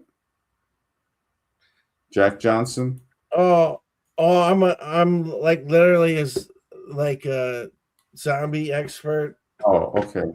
All right, Jack. We're having a different conversation about Tupac and about celebrities. I appreciate you coming on, but yeah, if you don't have, sounds weird, His dude. hands like he was gonna bring that smoke or something. So I was in. Yeah, no, I he don't was think gonna- I don't think he knows anything about You're a Tupac. Tupac expert. He just left. He left. Yeah, That's I good. had it- Good call. Yeah, I mean, Put it up the screen. yeah, I He think sounds was like he's drinking. holding back. He's trying to change his voice a little bit. Sounds like he's probably about to flash or about to troll the stream or about to. Yeah, something was weird. something's off about him. The people on here. It's Yeah. hilarious. It is. You man. see what happens, Craig? You start talking about Tupac and Little It's like Zombies this you're is attracting. some Howard Can I Stern- join the Church of Tupac? Can I? This is some Howard Stern stuff, man. It just so I'm looking it up now. Anybody can say they did something, bro. You know how you know somebody's a drug dealer certified is if they got in trouble and have a record on it. That's how you know for sure. Now, yeah, there's guys that have done it and they can be semi-confirmed or whatever. Maybe they got caught for something else, but usually and especially in the case of a rapper of okay, you're in a genre where it's known for guys lying about acting like they were street dealers or thugs or gangs. So it's known for that. Totally. Yeah. He So was in performing arts. That's what he did in high school. Most of them are fake. The majority, 90-something% are just completely fake. So that's what I mean. He was the only one that wrote about stuff he did and how it impacted himself and then the world through his eyes, what he saw, and then he would put himself in other positions to where, man, if I'm this guy here, that's why I'm snatching purses, doing all this crazy stuff, because the system is designed this way. They don't care, and they force us to stay in these positions, and make you watch all these other people have money. Meanwhile, you're stuck in this. Okay, now I got something for you now. I typed in when was Tupac in ballet class? Oh, I just typed it. I wanted to talk about it. Yes, let's talk about it. It's that's more important than anything else. Let's talk about this. Yeah. So from 86 to 88, after transferring to Baltimore School for the Arts now, the BSA. So that's not Baltimore. It's like one of the worst public schools. Oh my no, Baltimore School for the Arts. That's not a public school. That's a school for the arts. You see how you try to twist that? Nah, it's still probably you already know. It says Baltimore. You're a Tupacian. Where he took classes in ballet, acting, and poetry. I guess this must be in between when he's selling crack on the corner. So he took classes in ballet, acting. So he went and he was slinging crack. Went back was to acting and poetry. So what was he writing? Was pulling out dime bags out of his tutu. Like, look. And then it says, even playing the Mouse King in the Nutcracker. You know, I don't even want to get into the Nutcracker. Thank you. I read that. I was like, I got to jump on stream now. No. I got to change my opinion if he was the Mouse King. I love that. Anything involves nuts or tutus or ballerinas. He did ballet in high school. Not when he was a little kid and his mom made him do it, and his mom made him do it or something. In high school, in a private high school. At least the media will be like, "Oh, he was a bad influence." No, you guys got to go to that. No, all I'm saying is, don't you find it kind of odd that a guy's going to be doing ballet and selling crack? So he's acting, doing poetry and ballet, but he's selling crack. It doesn't add up. And he wasn't there for the girls. He's starring in a play. And all those things he studied, he ended up doing those three things anyway. In a private school. These other kids got money, but my parents got money to send me to a private school. Let me rap about that, yo. Let me. Am I too that young? is funny. That is We'll funny. look that part up and see how private that is. Yeah, why didn't he rap about ballet or acting or poetry? Why didn't he do that? He could have rapped about ballet, like when I was flipping tutus or something. I mean, who he I'm sure does. you like that. I mean, that's more your type of thing. Like, So then you probably praise him, right? That's what you're looking at. That's what you're I looking don't at. point guns, but I can point my toes. That's what you're looking at.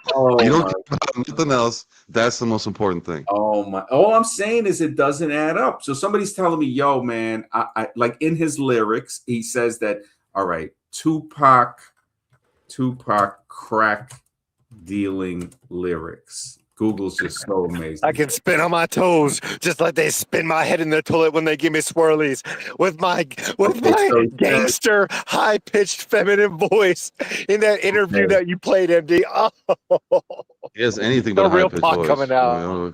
Wait, so I'm trying to find. Man, I had it earlier. The only way you can stop me from spinning this tutu is if you put me on a cross. No. His lyrics, Tupac lyrics about crack. That's what lyrics about crack. About ballet. About crack dealing, maybe.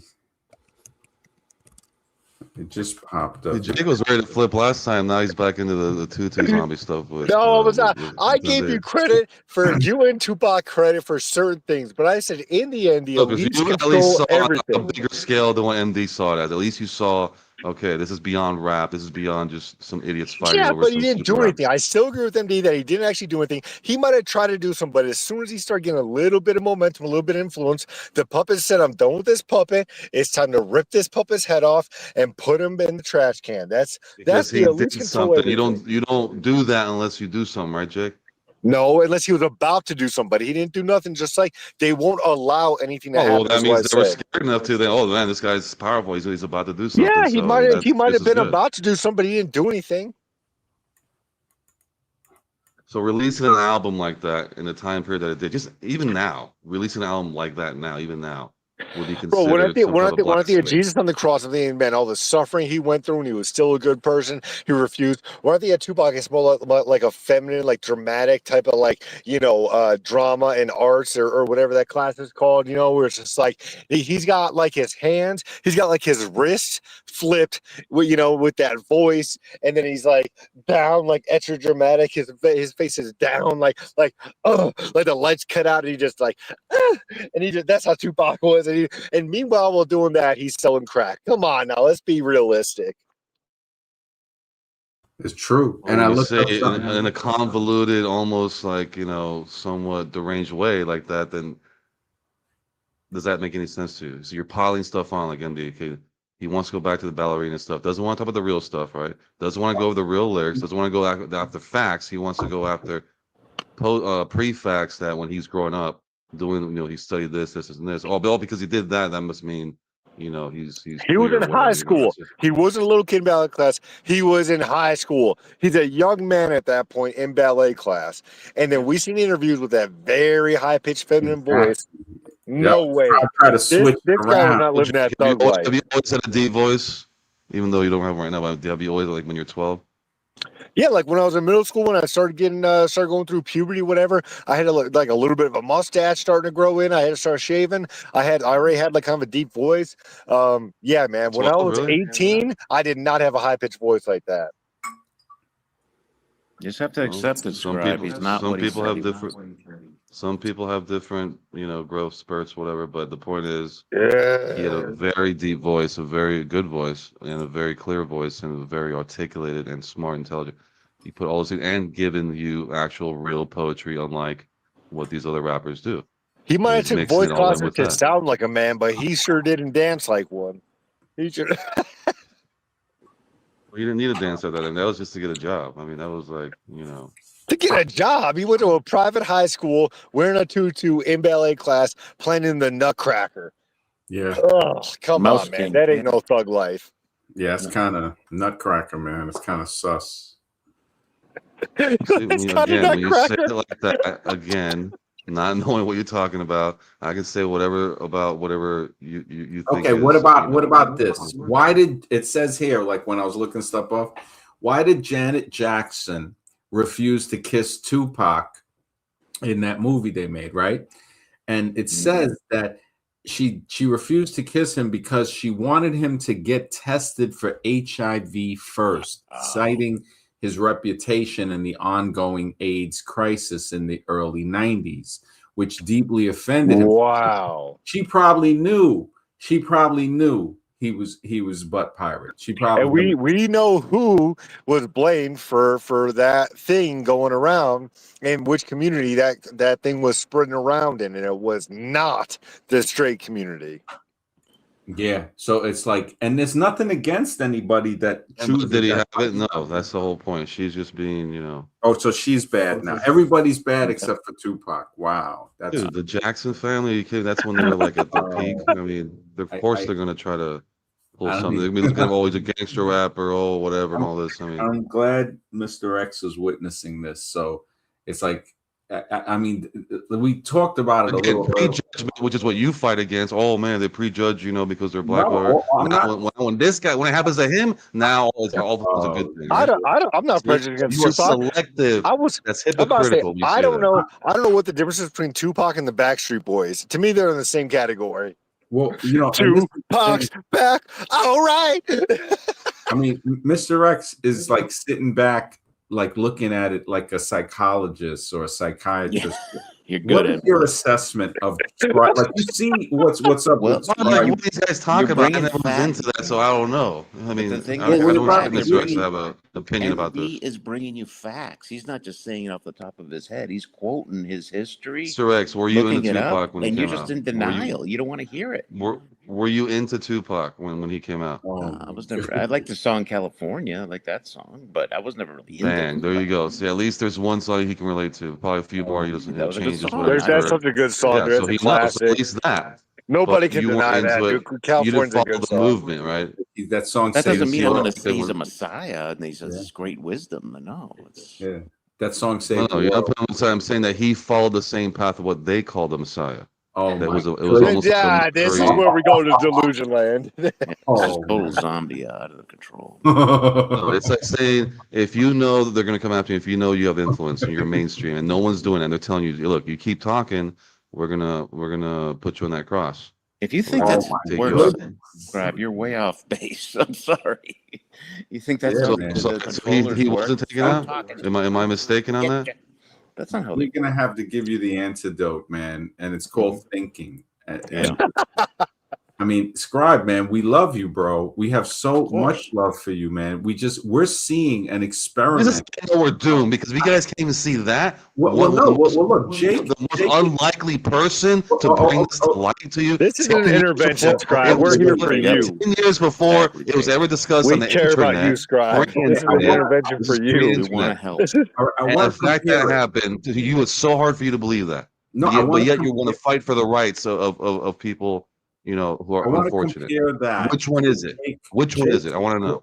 All right, Jake admitted that he used to be an Eminem zombie, but he broke the spell. I was a Reese's Pieces, but yeah. Well, no, not Eminem was just an annoying dude. Nobody wants to hear that. I can do it, and so can you, Scribe. Yeah, I believe in you.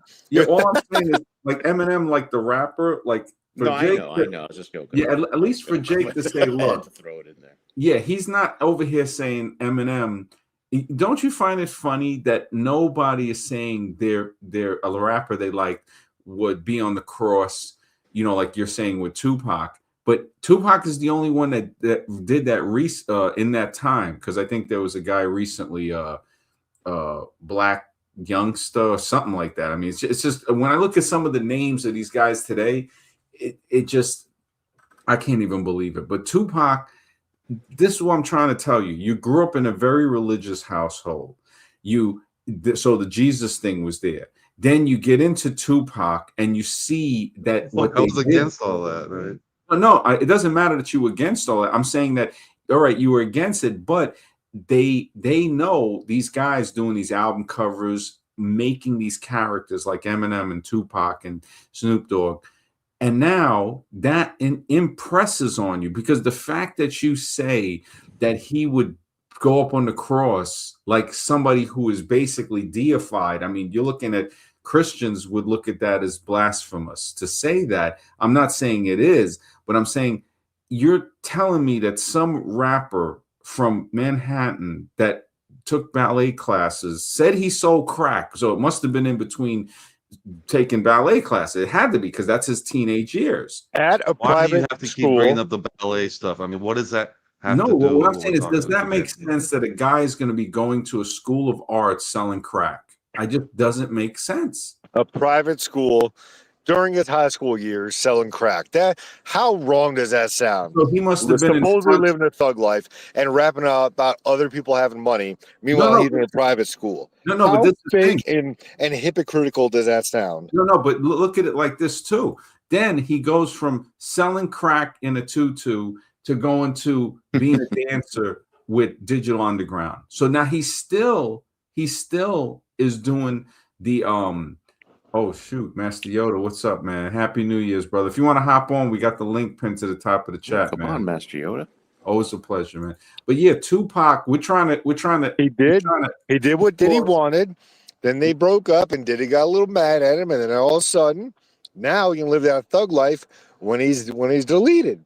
I mean, Well, and that's this how is his the whole thing. life. That's how his life went. So instead of preaching unity and saying, look, man, you know, I've never really seen that in any of That's these what rappers. he preached. My God, that's what I'm Oh saying. my, You don't read the where? lyrics, therefore Where? you don't know. When he was I've read some to you, and you're like, oh, whatever. It's like, really? what No one what's else he is talking. preaching? No other rapper, no other country guy, metal guy, Oh, anyone, no goodness. politician, none of these guys wanted to touch that because that Over. meant a cancellation of your life back then. Bro, Now, Tupac okay, wasn't you preaching get about banned off, unity among whatever. people. He's preaching about unity among his boyfriend. That's what he was Yeah. talking about in those lyrics.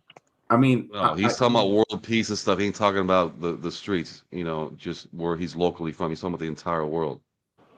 you Talking about his really boyfriend in the do Nutcracker. you really think that a rapper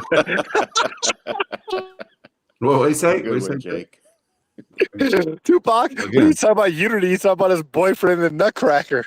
Oh my goodness, brutal. Start Man. laughing at him. They start laughing because that's the kind of No, I'm not immature- laughing at it. I'm saying That's the immature stuff that you'd rather listen to. Remember, than truth. So not- okay, that's go the ahead. Messiah. What up? That's the Go ahead. Messiah. man, It's like- we're not trying to hurt your feelings with that, man. It's a joke. Okay. There are Yo, no wasn't it feelings. You cross? just making yourself look stupid. That's all. What We're having Wasn't a real it cross? conversation, That and was that's what his you want to go to. boyfriend's You want to laugh, bondage toy. make fun of a guy who put himself on the cross for you, basically. So basically, what Jesus said he did. really? So I For can't you believe to gonna so leave you Rex so that you could appreciates my see. jokes. Wait, there's another thing here called the Illuminati. There's other things happening that I'm not aware of. goodness. At a timeline that I wasn't supposed to know about it. So he did 10 years that. later, magically, He now let we're Diddy there, lift and now up we're his talking tutu about it. skirt, and then he broke up with Diddy, and Diddy got mad at him.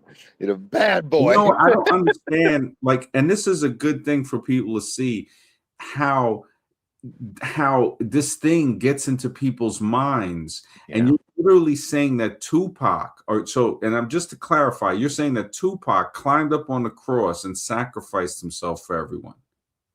Is that what you're saying? And wrote about it prior, and then did it. So But he you know what it basically is? wrote his own eulogy. He saw he Tribe had is making foresight it's stuff going to up happen. now. He's that He did it. zombified. This is Church of No, Tupac. he's got even music videos, Mr. X, of him already up in heaven. He's like, You're he's already so dead. delusioned with He's Tupac. like, Mom, now don't you're worry about creating a it. scenario that never existed. This is Church of Tupac. Really? So if you go look at his music videos, the last ones he made, he's in heaven, literally.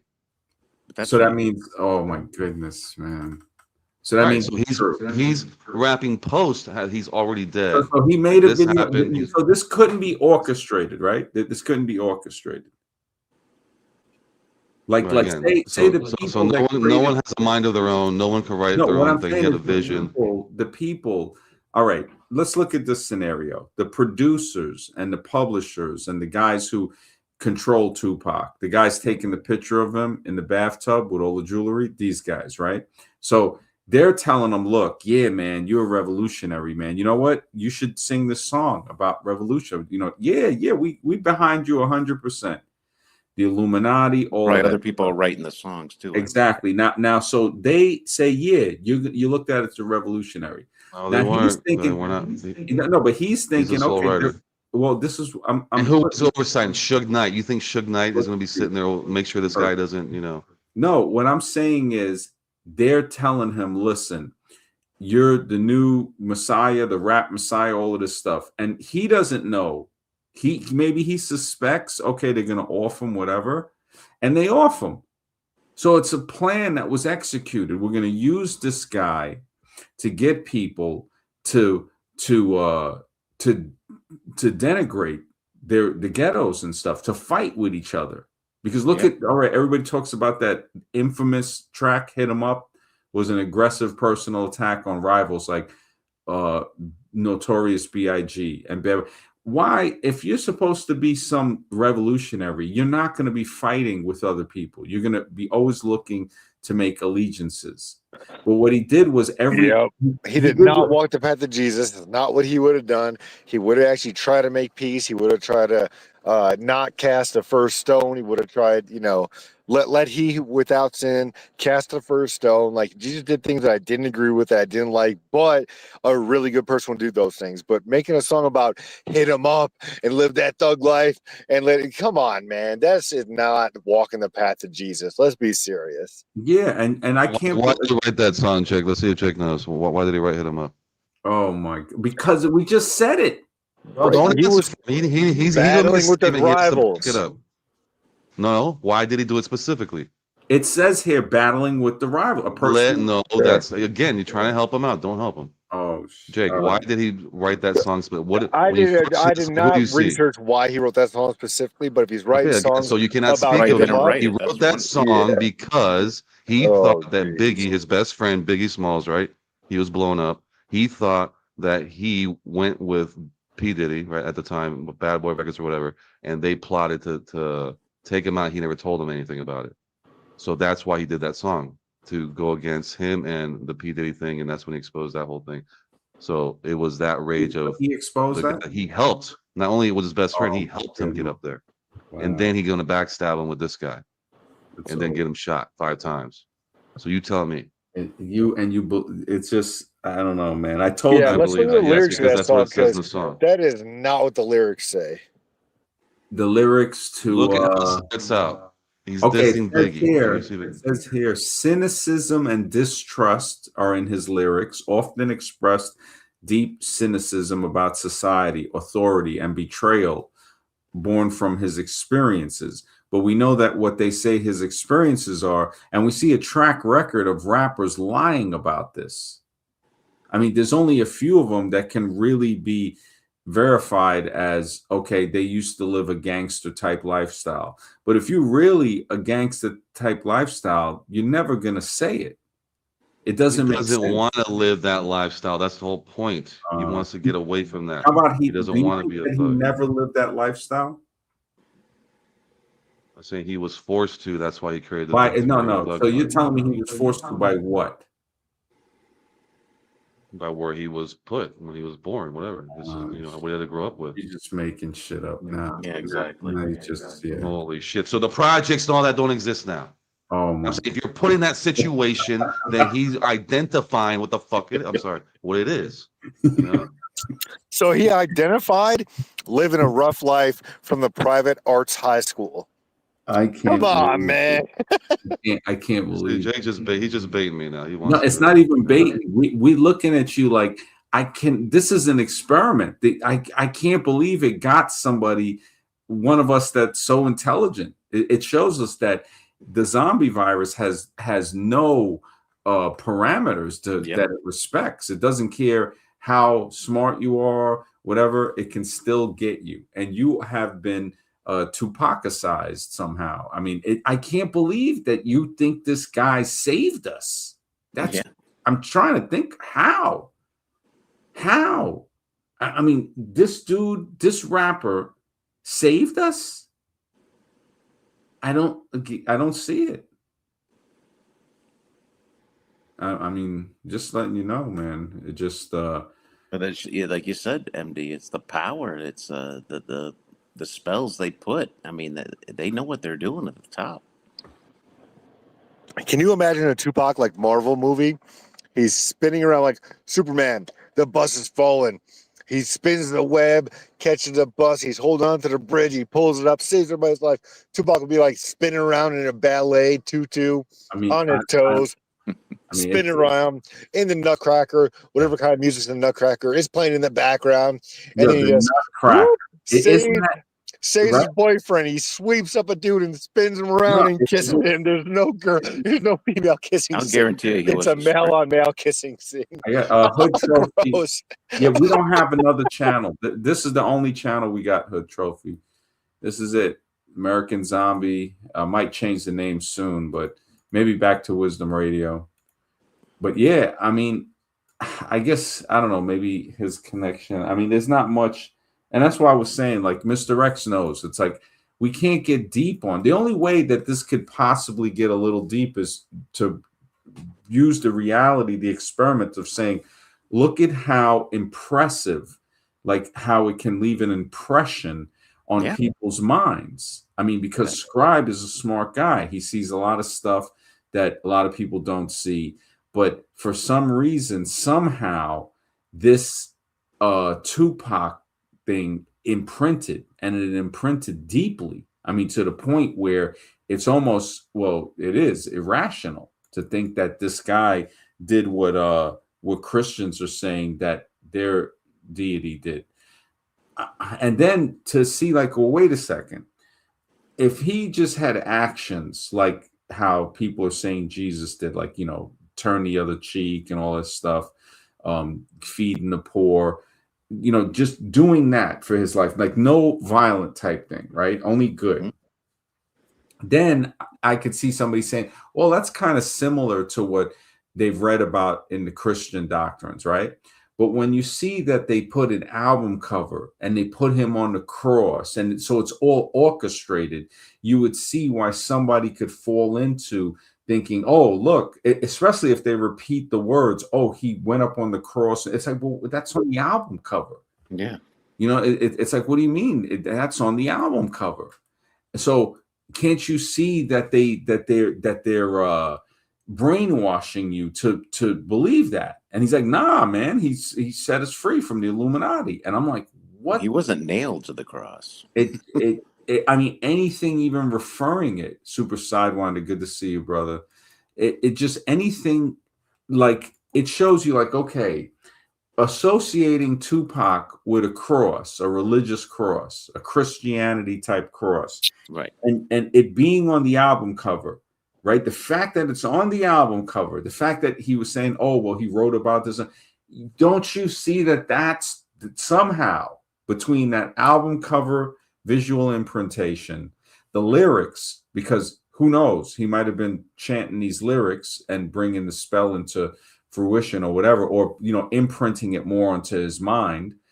And now, for some reason, the way, like, we already see the way they try to deify basically this. Well, it's more of a mockery of the cross is what it represents. Yeah, exactly. Yeah, because it is. I told him people would consider it blasphemous, you know. Well, so he's making fun of the cross. That's what he's really saying. I mean, or trying to. I think it was like they were trying to set him up as the rap messiah, and Yeah.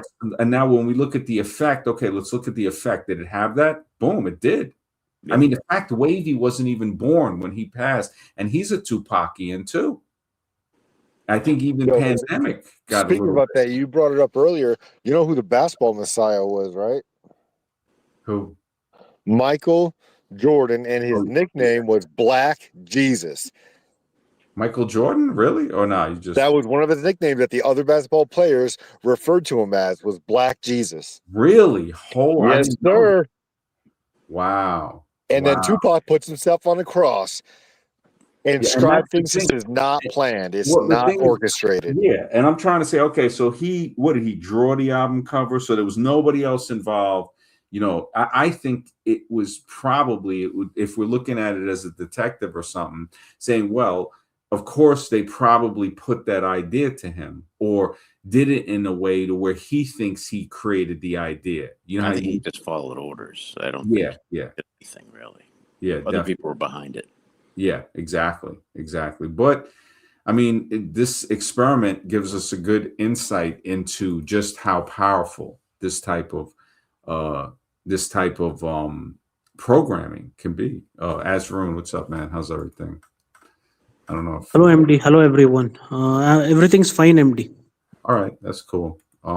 If anything, Yeah, we're into celebrities, the United States of celebrities. That's great. You know, and I wasn't, I didn't, I said, okay. Cause even Scribe earlier when we talked, he's like, yeah. So, he goes, so wait a minute, you want to do 2 days in a row with Tupac? I said, no. I said, but if you're this much want to talk about it, and I said, why don't you say this stuff on the show? So the fact that we touched upon it a little, to me, what it might be showing is that he wants to get it out of him somehow, and maybe he doesn't know how, subconsciously, but consciously he's going to say, no, no, no, I don't have anything, I'm not a worshiper of Pac, but everything we're seeing is we're saying, well, what you're saying is it kind of goes in line with somebody. We're not saying you got the bed sheets and stuff, but we're saying that you are really putting this guy up on a pedestal in a way, like acting like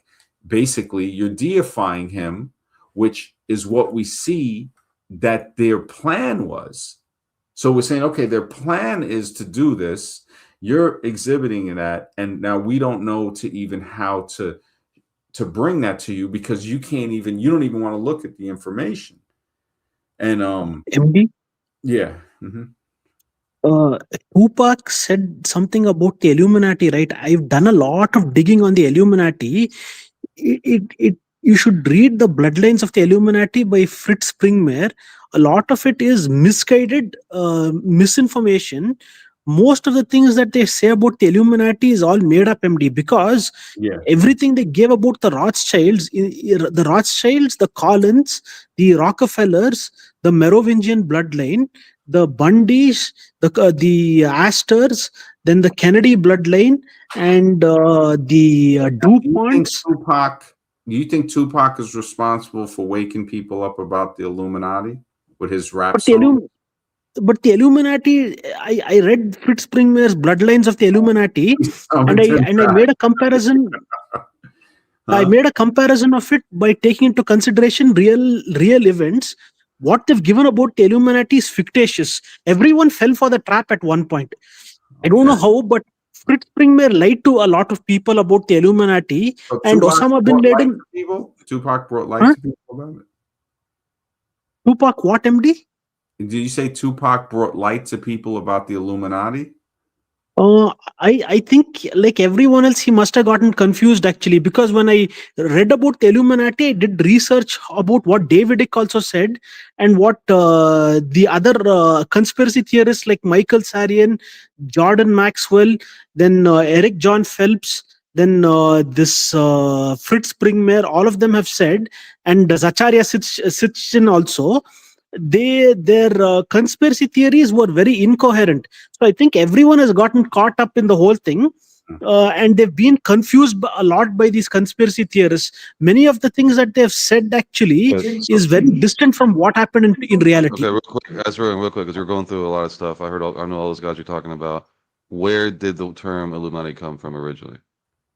Illuminati actually was this Adam Weishaupt. He was a German noble. He created the term Illuminati to create a secret society to help people. I don't know how later on that got corrupted, and these 13 families got included in that.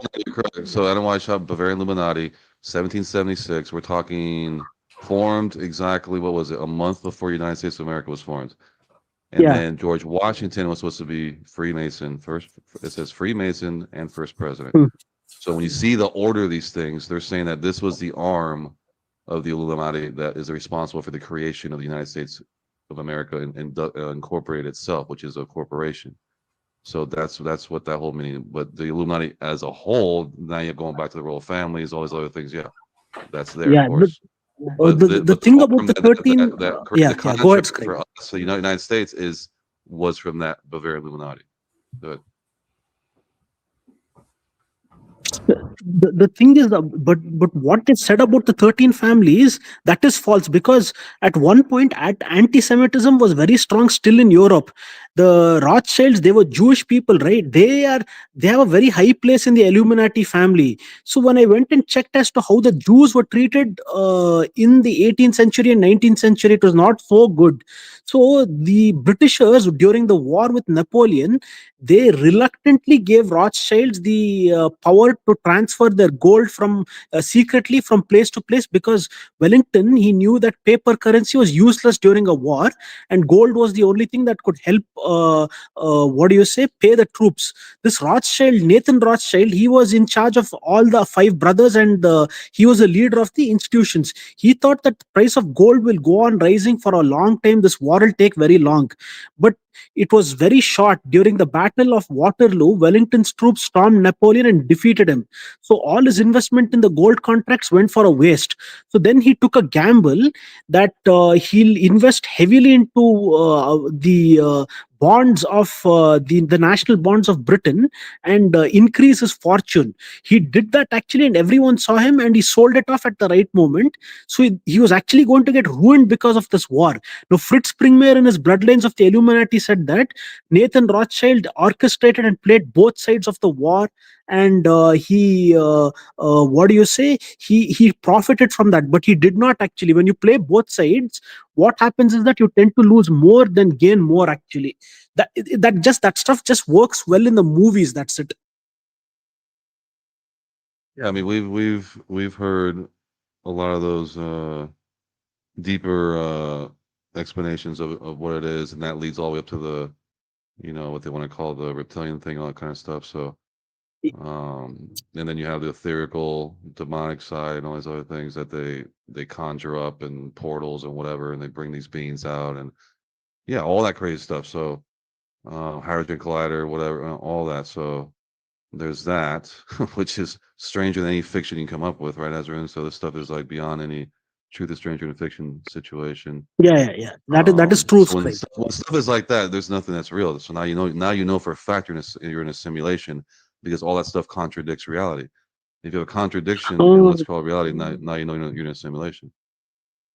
but demons are true. There was one handler. She actually like debunked this Davidic thing. Davidic was always saying shape shifting reptilians. They're from the constellation of Alpha Dracon, and the 13 bloodlines are actually shapeshifters who change their identities because they need to keep their identity a secret, and many of them belong to the reptilian bloodline. But she was a handler for many of these people, and she said that she did not see any reptilian faces, but she saw a lot of demonic, satanic activity going on. And one female, I think her name was Arizona Wilder. Arizona Wilder herself said that Arizona when she Wilder, was, yeah. yeah. She was a high priestess or something like that. That they would conjure up all these scary deities, these scary looking beings to perform the rituals, and that they fooled people using the shape shifting reptilian theory to way lead them actually. But they were all doing a lot of satanic activity and conjuring up demons. Even the author of I forgot his name. He has done a lot on sleep paralysis and sorcerer and this flying saucer business and abductions. He said that I read through the whole thing, went through everything. This flying saucer business and this alien thing doesn't have anything to do with science and technology. From what I've read, it has more to do with sorcery and Let me add. demonic activities. All right, let me add something in. Yeah. Now, I think Mr. Rex might have something to weigh in on this too. I looked this just popped up really as I was looking through some of the stuff we looked up, and it says that Tupac, right, was ended on a Friday, September 13th. So Friday the 13th. You don't find that kind of odd? Like this is all like orchestrated or something? It just Because the elite love to use numerology. They Oh like my 9/11, all these things. They use certain days to do these things. Yes, it couldn't be that's very well known. orchestrated. Numerology Of also course has not. They use these days for a reason. Good. The thing is, actually, for us humans, the moon is very important. So like how the moon affects our mind, right? So if it's done on the right day, there's a day for everything. Actually, there's a day for worshipping your ancestors. There's a day for doing black magic. Generally, black magic is done on the dark moon day of the last day of the dark fortnight, or Krishna Paksha. They call it Krishna Paksha because the moon starts waning. Shukla Paksha is only done for auspicious activities, but Krishna Paksha, when the moon starts waning and ultimately you don't see the moon in the night, that day is done generally for all these sorceries, like these activities like black magic and sorcery and things like that. So, like, you saying it's orchestrated, it will be orchestrated based on occult knowledge. Right. He should know, and he should know that nothing's coincidence. You know why they use these numbers. You know why they, you know, pick certain days. They know when the sun, moon are at its strongest, or whatever. All the other wandering stars doing their thing. So this should already be known to you. So when you ask me a question like that, it's almost like, I'm well, showing you that you this know, is all that cements it even more to show that they It's got a all special day for orchestrated. this guy to It go. wasn't a revolutionary thing. It was orchestrated. It was an act that was used See, you to. still use the word revolutionary. That Well, I'm must have saying it's stung you an or act something. that was used to mitigate the behavior of people. It was used to influence the behavior. To open their minds and find out about something a decade before the internet comes out. No, Okay. not to open their minds, to get them to degrade themselves and call themselves racial slurs, to act in a violent manner, to fight with I each mean, other, if that's what you're taking to away from want it, to and live you a thug ignore his life. lyrics and All everything right, else, what then is that's you. Tupac most remembered for? The thug life thing. Again, redefining that word to say these people are Wow. put in this unfortunate situation, Oh therefore my they have to live goodness, this way. man. It's It's not the like they can just same, go out and get a and you job. don't Like see people you think, don't oh, see the just go mental get a trap. job. They Oh, can't even so the finish N word, school. the N word doesn't mean the N word anymore. The thug word doesn't mean the thug word. It's like, come on, man. No, he created thug life as a mockery to the government to say, you're really going to do this? Like, you have all this Oh, over here, and you're oh, really going to put us here and do this? He's like, for real? Okay. I'm going to be a I thug, act like a mean, thug. I'm going to be what you want me to be. And I am then, I you can't know, believe the he's going to set Tupac the example from there. went this deep into you, that you believe in every other rapper can be called someone who's a plant, who their music was made to. They didn't do anything. It's like, They're all clones. They all talk about the same stuff. no, what they do is they get people to become rap zombies that act in a negative fashion toward anything that's positive. So when you look at the attitude, the same thing with the rock. Rock creates that dirty, grunge, rebellious. Oh, they're not gonna. And I'm not saying everybody is, that the law can't be wrong. I'm saying that when they create this sort of this rebellious character, that's not good for the youth. Like when they're growing up, they need to understand reality. Don't just rebel against something because you don't like it. Try to understand why you don't like it. Is it because it's unfair? Is it because you just want to rebel? Is it because of something else? Don't just rebel, especially if you're just going to rebel against something that is going to defeat you immediately, because that's going to cause mental trauma. And we see this, that people that He grow was up. rebelling about something that goes against his literal mental being. As in, he can't walk down the street and see all these homeless people. Meanwhile, this guy's Why in a didn't you buy Lamborghini a right here. building? So Why he's didn't like, you buy? I feel guilty if I got $1,000 in my pocket. I And walk it down the street. I shows can't give you, that guy $1. and it shows He's gonna you, feel guilty. but he's a liar, because if you feel guilt, then why are you going to Oh my nightclubs? God. Why is he going to nightclubs? So he can't be a kid and grow up. I mean, you understand? He Why died at doesn't he 25, right? buy an apartment building and help people that way, to say, He listen, did. He literally bought a big, nice place, and he let people in. They no, you trashed it. don't They want to buy, stole you don't stuff. want to go into the materialism. You buy a place that's affordable. You don't say, oh, it's all nice, and you Well, say, no, no, it was a big, decent place. It was large enough to bring in homeless in the people, and Why city. didn't they he ended up help out destroying it and people? doing all that. So they weren't grateful at all. So he's like, look, it has to be done a Because you different way. don't, But that's what I'm telling you. You don't just say, oh, come stay. You have to buy a place and say, okay, this apartment building has 25 apartments in it, and the people that I'm going to help with this are going to help other people. and I'm gonna squash the beef with Biggie Smalls, all of that. That's what a mature That's where it man all was leading to. That's where it no, was no, leading. it I was, didn't so it like was that. leading to that now. It was leading to that? Yeah, that was Holy leading to that. smokes, man. There's nothing. You're It was leading beyond to the that, point. and also You're the too far political thing. gone. And that's what they really didn't want. You're too far gone, man. You were the Tupac He's making up mental. things that Tupac never did. Yeah, exactly. He's If this is what Tupac fantasizing. would have done Making if he up things he lived. never did. Again, so he never wrote Tupac about this. fantasy. There's lyrics in his songs. You can go back and look and see what he's saying there. And then you look at his interviews and what he's telling people. Hello. It's him telling you. It's not some secondhand knowledge or some other guy saying something, some cross-eyed dude saying something from some camera somewhere. It's him saying it. So I'm going to go by that versus secondhand knowledge or What some did he other guy saying say? What did something. he say, Scribe? What did he say that was so profound? When he's saying, like, if you look around, how is it there's people with, mansions and you got people in the street corner taking a dump right there in front of the street, the imbalance is just ridiculous. They got 50 rooms, this guy don't got one room.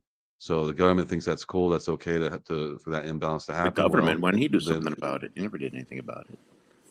well, that's what his thing he was trying to. He's only one guy, man. The guy was like very young, at the time too. So he's trying to wake people up that do have it like that could do something about it, but they're not going to do anything about it. And Could have been anything in a he food does get, he's pantry or going to someplace do that. promoting it. Do something, a free concert for the poor, something. But that's what he was pushing, Mr. X. He was like pushing that in the Push it. He media could have done it. in He never order did it. You're making to. stuff up. He never did any of these things. You're just creating a He scenario that did never get a happened. place, but they took advantage of that.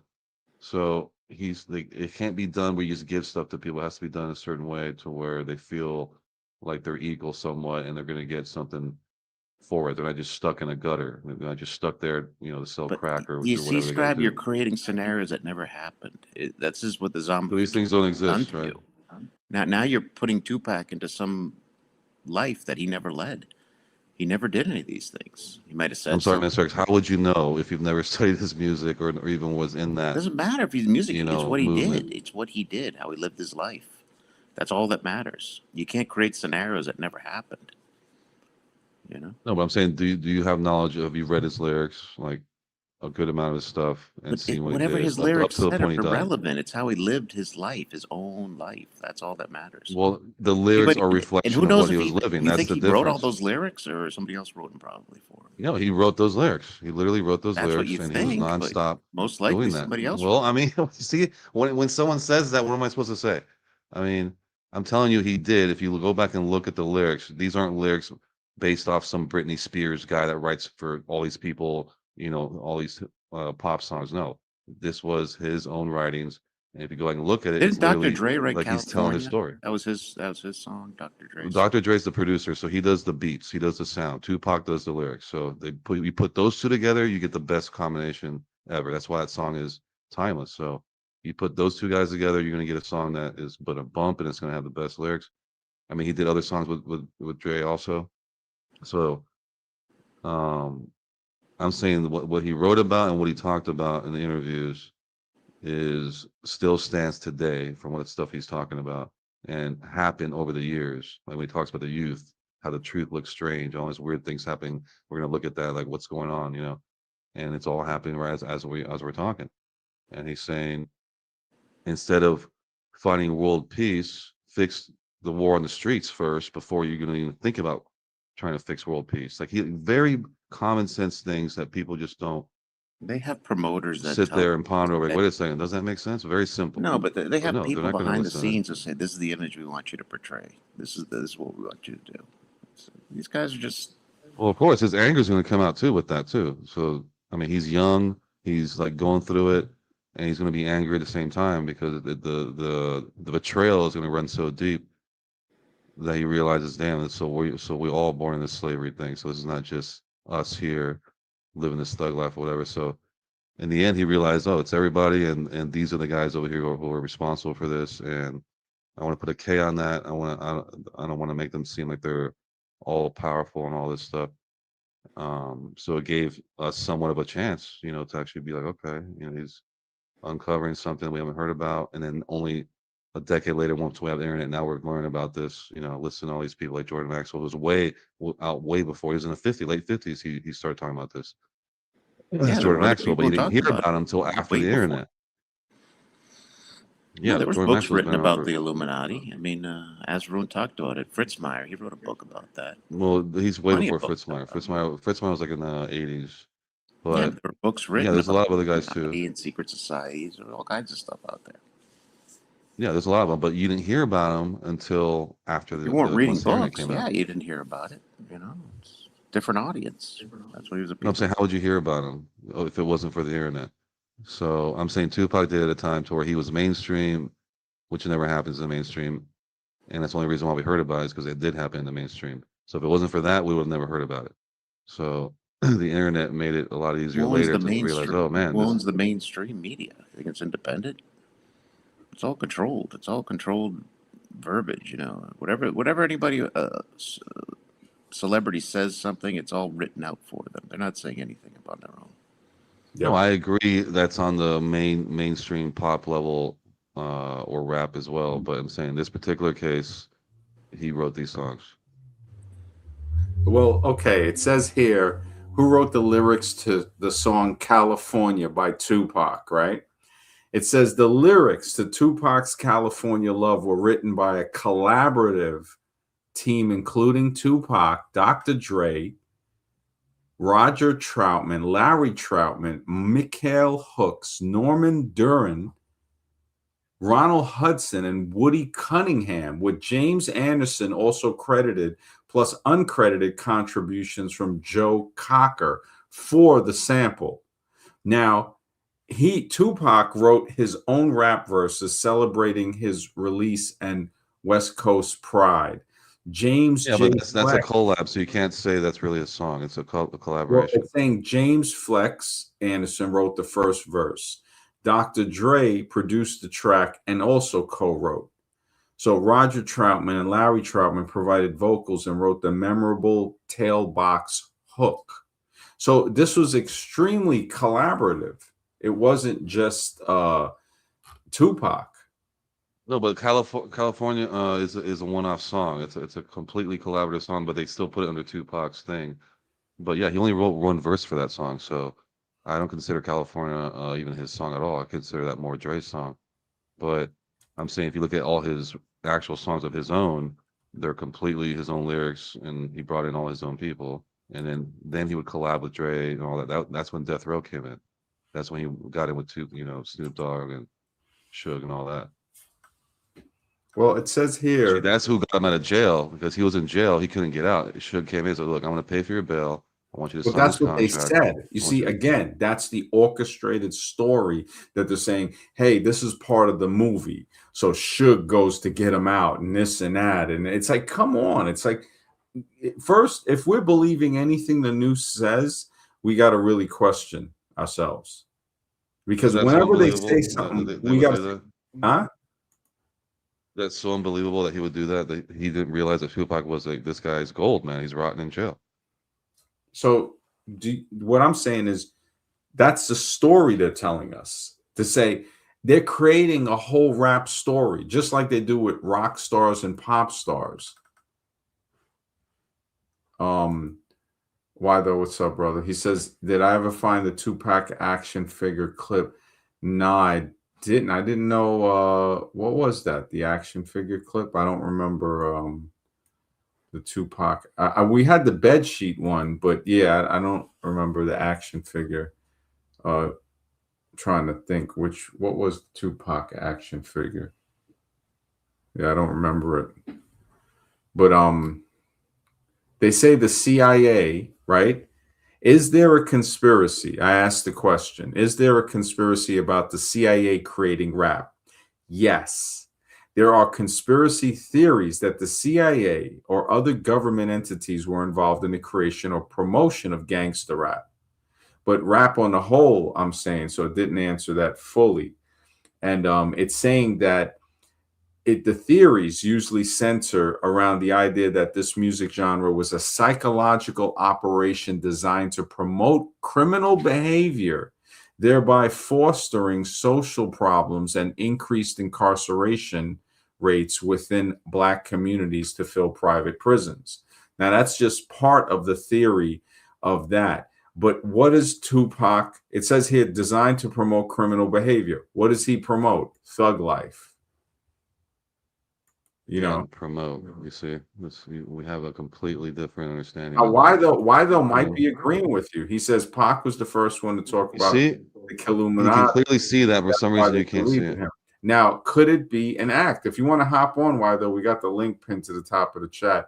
But we're saying that Tupac, An act that he wrote about in songs, and then yeah, it but happened. it's right? all orchestrated. To think that this guy, oh, he's some guy that put his life to warn you about So something. he's too that he larger can't- than life for you to believe this guy existed, is what you're Look, saying. he did more detrimental damage to communities than he did good. I mean, he's got people calling each other the N-word, thinking it's some term of endearment.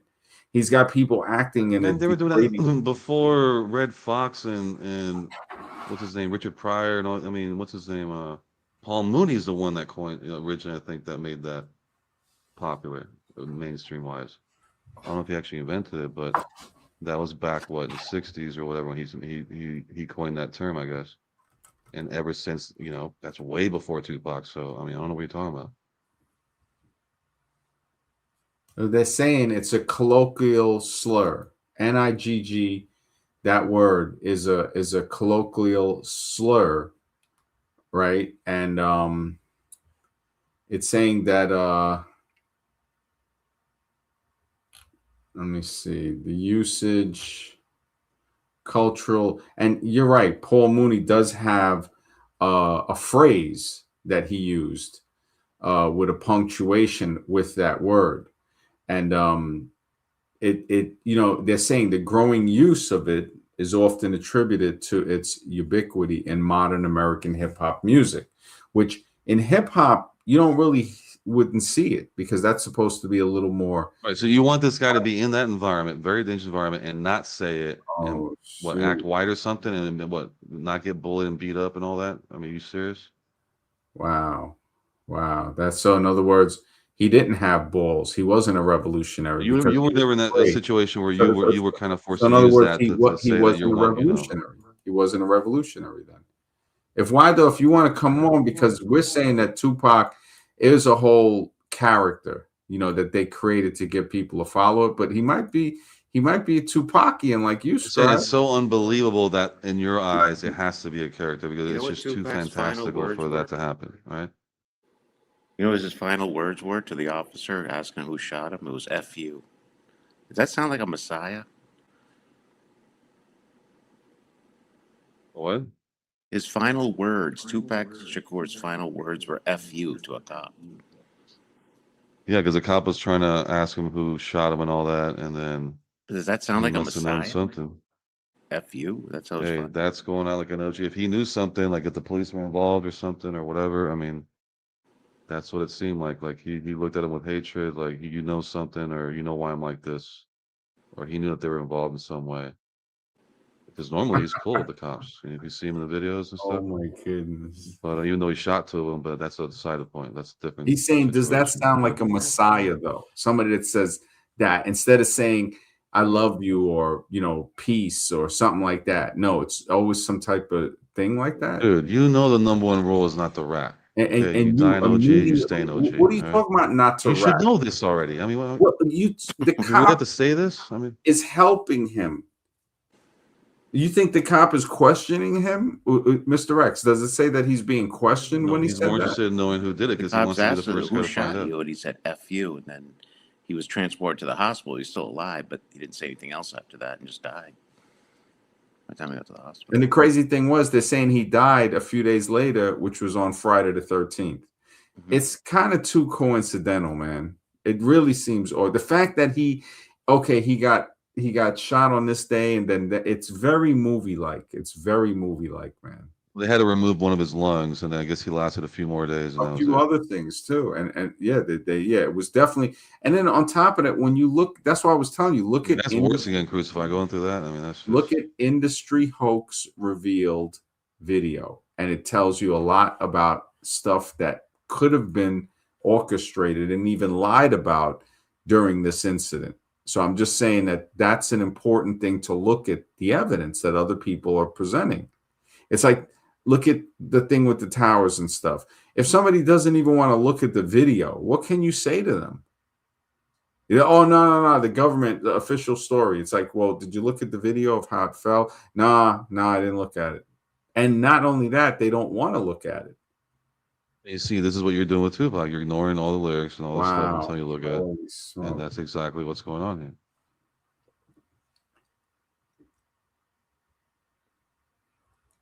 I don't know, man. I mean, Mr. X is witnessing this, and the mental, I don't know what it is, man. They got you. Tupac, you're It's so hard for you to accept that. It's just funny to me because it should be an inspiration. You know, it should be like, wow, someone actually broke through the mold, but it did cost him his life. Look at at an what early you age, said. unfortunately. Accept it, right? That's just what Nietzsche says. Nobody converts to a religion. They have to be sick enough mentally to accept it. So your mind was fragile and broken enough that you were able to accept it. MD, if Tupac was a plant, why was he constantly talking about the elites and the Illuminati? Scribe, please rap ghetto gospel for us. I mean, why though is on your side, and this is the reason why though. He's a plant because what he did for the community or communities that were underprivileged is he got them to go against each other. He got them to call each other degrading names. Words have power, man. You don't call each other the N-word. Got them to, it's like he invented the word and he got people together to call each other the N-word. That's what you're saying. His music promoted the N-word more than any other. No, you just said he got the people together and he started doing that on purpose to keep them in that state of mind. He might have thought he was doing something good, but he was a puppet and a plant by doing it. Any normal, you had black families fighting against that look, we don't want people calling each other that word. And he helped the machine push that to where this day you can go look at streams of guys using that in such an ignorant manner, thinking that, it's a term of endearment. Why? Because some fake gangster told you that? This is why people will put a stigmatism and a stereotype upon. Again, it's like you want him to so badly be a gangster, and again, above. He's not a gangster. To me, a gangster is a low level. He was a planted actor.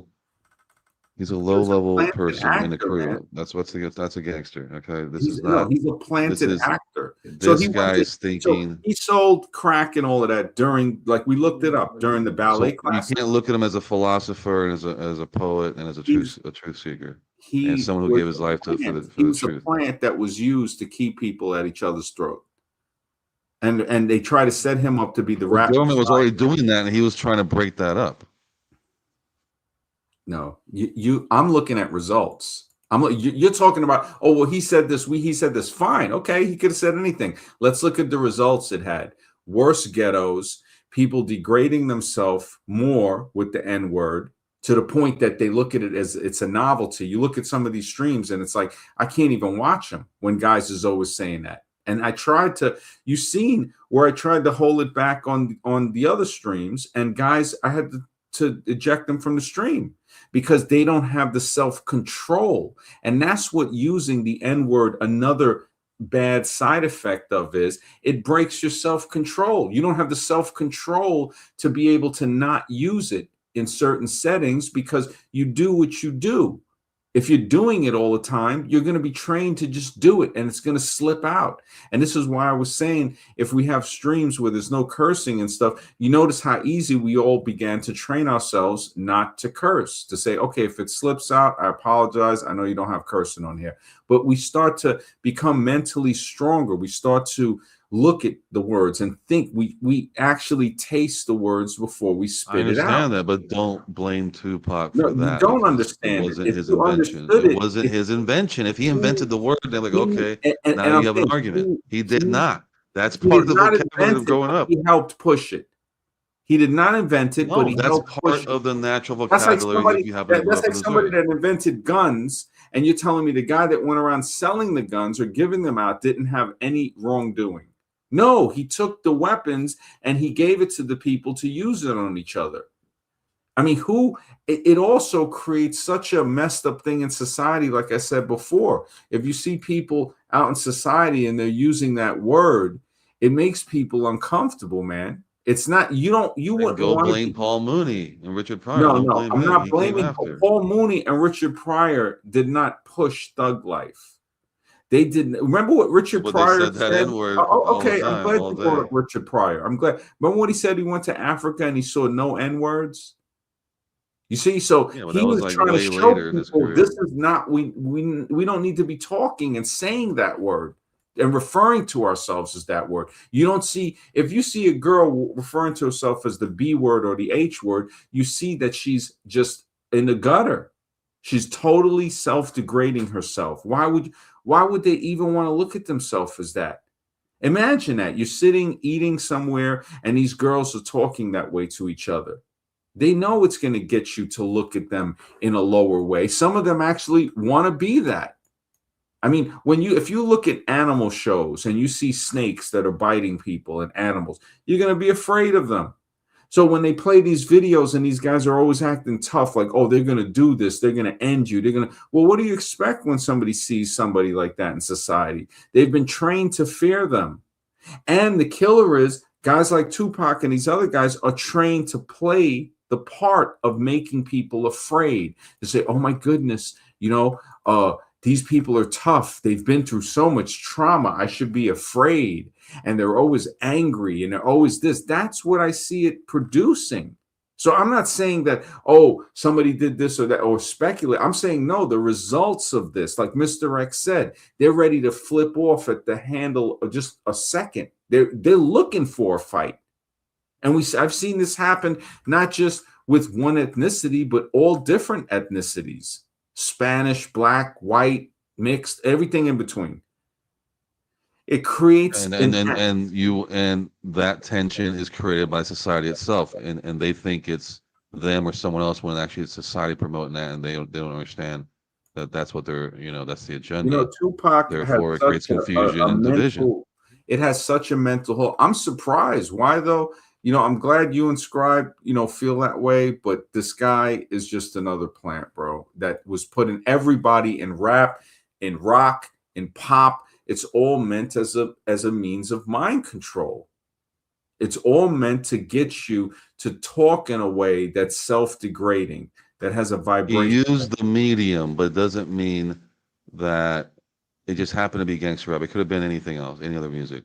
He used that medium to get his message across, and it was raw and it was real. He And couldn't he have did said it it. with any other Yeah, it was music. very You can't ambitious. do it. Yes, but it was real. You can't do it with You other know? music. That's why rap was created, to push it through that genre. I'm just It saying doesn't. that's what he grew up with. That's what he used whatever he had to get the word out, and through his words, he was able I don't know, to man. paint a picture that no one else The results. at the The time results or say even something today is different. talking about. The results say something totally different. So that's all I'm saying. I'm saying that the results say something different. So you're saying one thing, an opinion. The results, the facts are saying something totally different. Any rapper, all of them, any rock star, any pop star have all been detrimental to the youth and to the future. And we can track this. We can just go back to the 70s or 80s and we can start tracking it and say, wow, this was not productive. Death metal increased the end rate up to 20% on people listening to it.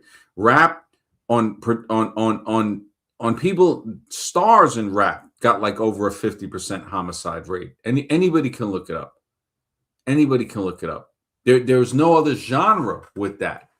The medium happened to be rap. That's like the people say, oh, well, if he's a whistleblower, why is he still alive? Why is Alex Jones still alive? Why is Some David Icke are still alive? Why alive, are these guys some who are not. supposedly talked about all these big Okay, things, why look, are they still alive? But yet this dude over here had to get taken out. does rap have a high homicide rate? Yes. Studies report the reports indicate that hip hop rap musicians experience disproportionately high rate of homicide, Of course. with some We research all know finding this. murder responsible for over half of hip hop artists' death. Why Why would that be? You see what I'm saying? Why? And then he's preaching thug life, and people still to this day are I can't believe people are zombified off of Tupac still. It's literally You almost missed the unbelievable. message. That's okay. I mean, that's why it's still there. Wow, man. I mean, it's your You belief. didn't learn your history What and you're where gonna that came believe. from. I mean, I mean, the high mortality rate for murder, the significantly higher than other music genres, younger age of death. so now So the Tupac's average, responsible for that too. There was it got to the point where when they came to I'm them not after he got saying out of he's court, solely responsible, but he look, told the press, "Look, I can't be responsible for everyone that listens to my he music." fit into that. He fit into that. How much more can they orchestrate it to the fact that he was ended during those years? They say most death from murdered rappers is often between 25 and 30, and he falls into that. So it's like I don't see if there's any rap gospel for this, man. I just don't see it. And I grew up seeing rap. I grew up during that era. And eventually, thank goodness, by the grace of intelligence and logic and reason and thinking, I somehow saw the light to say, wait, this is not good. Some of the music that I thought was cool is not. And I see how it has influenced people that I know. And that's what you're Well, exhibiting. now you have time to reflect and go back You're and look, and exhibiting. you compare. That's what I did with Tupac, and that's why it's so prominent today, because he was able to let us know You how the have a future's going to unfold, what's going to PTSD. happen with how the You agenda is have going to unfold. PTSD. It's You like have he's already doing that in that time period. You have Fighting against these people. PTSD, post Tupac traumatic syndrome disorder. So you don't have PTSD, you got PTTSD. And you're right. It ain't a black or white because we human, right? Hope we see the light before it's ruined. That's what he said. Exactly. Gospel. That's from his song, Ghetto I Gospel. know, I Exactly. know. See? I mean, In and this one is what I'm line, you saying. see? All right, why though? Did he write this before or after he sodomized the woman in the club? Just tell me. You see? When did he write this? Was it There you before go. or after he sodomized the woman? Just let me know about this rap messiah that wrote that. Was that before he was clapping cheeks non-consensually in the club or after? You know, that's all I'm asking now. So you have all the facts. So you talk to her, or what? And so well, I'm just asking the question. People, we can type it into, I mean, anybody can type in, does rap have a high homicide rate? And a lot of things will come up. Occupational hazard. What type of thing is that to even say that? Gang and drug connections, strong tie. So we know that it has stuff So I like can that. go on YouTube right now and look up comments about you and I that are not true, obviously blatantly not true, but dumb people are going to think, oh, look, you see, there's people What's there you telling and me I? that must be true. What is you and I? That's the kind of information you go by.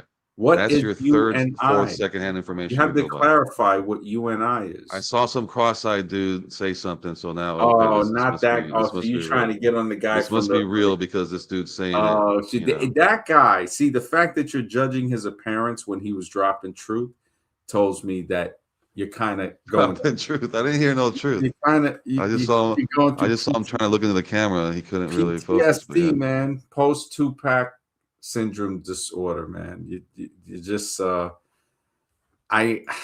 mean, the fact that that's not even his name. You know, Lassane Crooks. It's like, who are you talking about? Lassane? Insane Crooks, basically. The sad part is he's a survivor on our They're like, side. nah. Change And your name. you're gonna treat him like he's a government agent. Change it to Tupac. Like, we know that ain't your name, but you know. And then they used him, and I'm not saying it's him or himself, it's his behavior.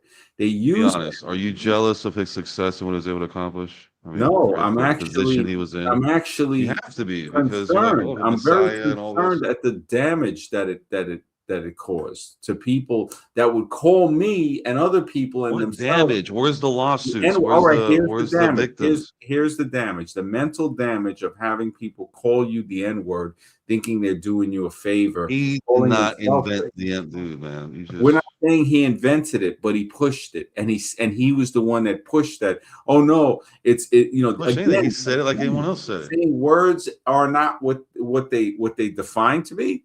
So the N-word doesn't mean that, right? Really? Really? It's like, come on, Yeah, man. but his songs, he uses it, but not like crazy amount. He Like sold they out like his to. own people. He sold out everybody. Anybody that listens to Tupac. He was an orchestrated character. He's part of the United States of celebrities. That's what he's part of. He's part of that. Giving you insight on life, unlike Oh my! anyone else's How's he truths. giving me He's a insight on puppet, life? On and he's what? on our side, but yet he's somehow on their side. Wow. How does that make sense?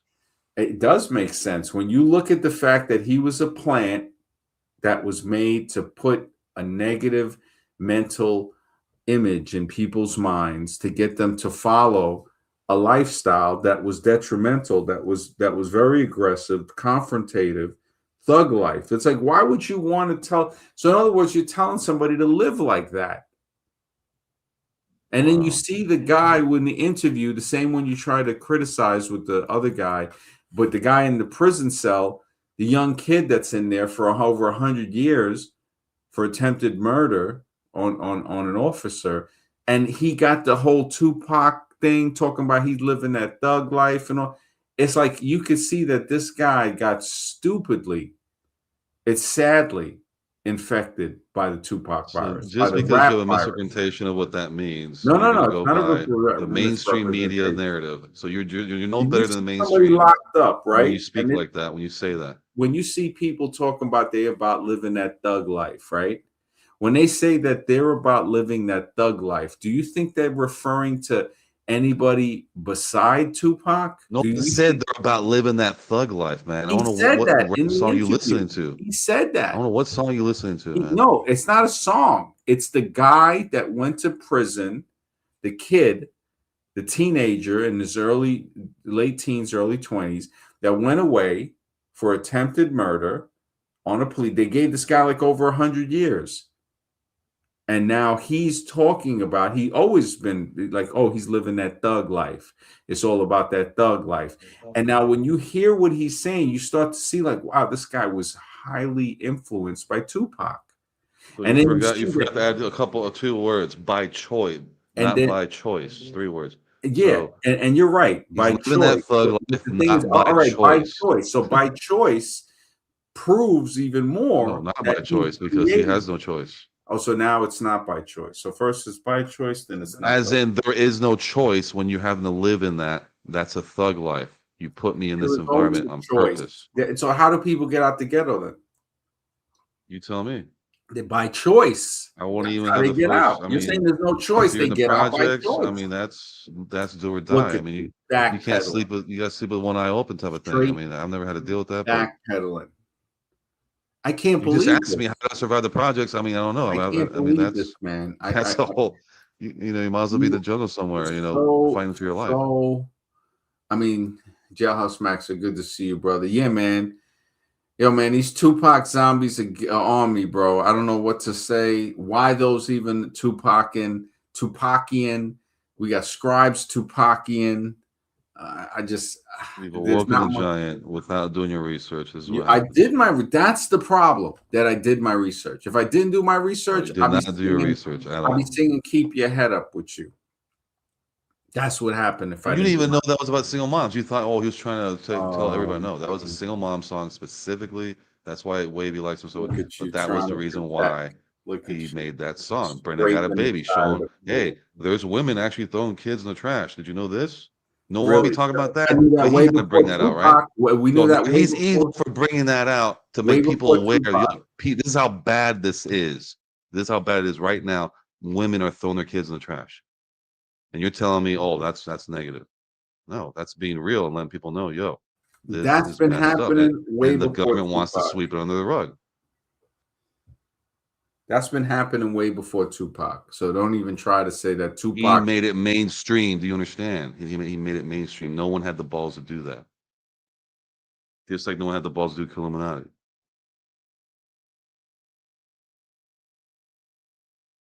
Nor the knowledge, nor the drive, nor the strength, or anything to even get to that point to even decide to do that. That's why you gotta give him his credit. So you can't deny real once you see it like that.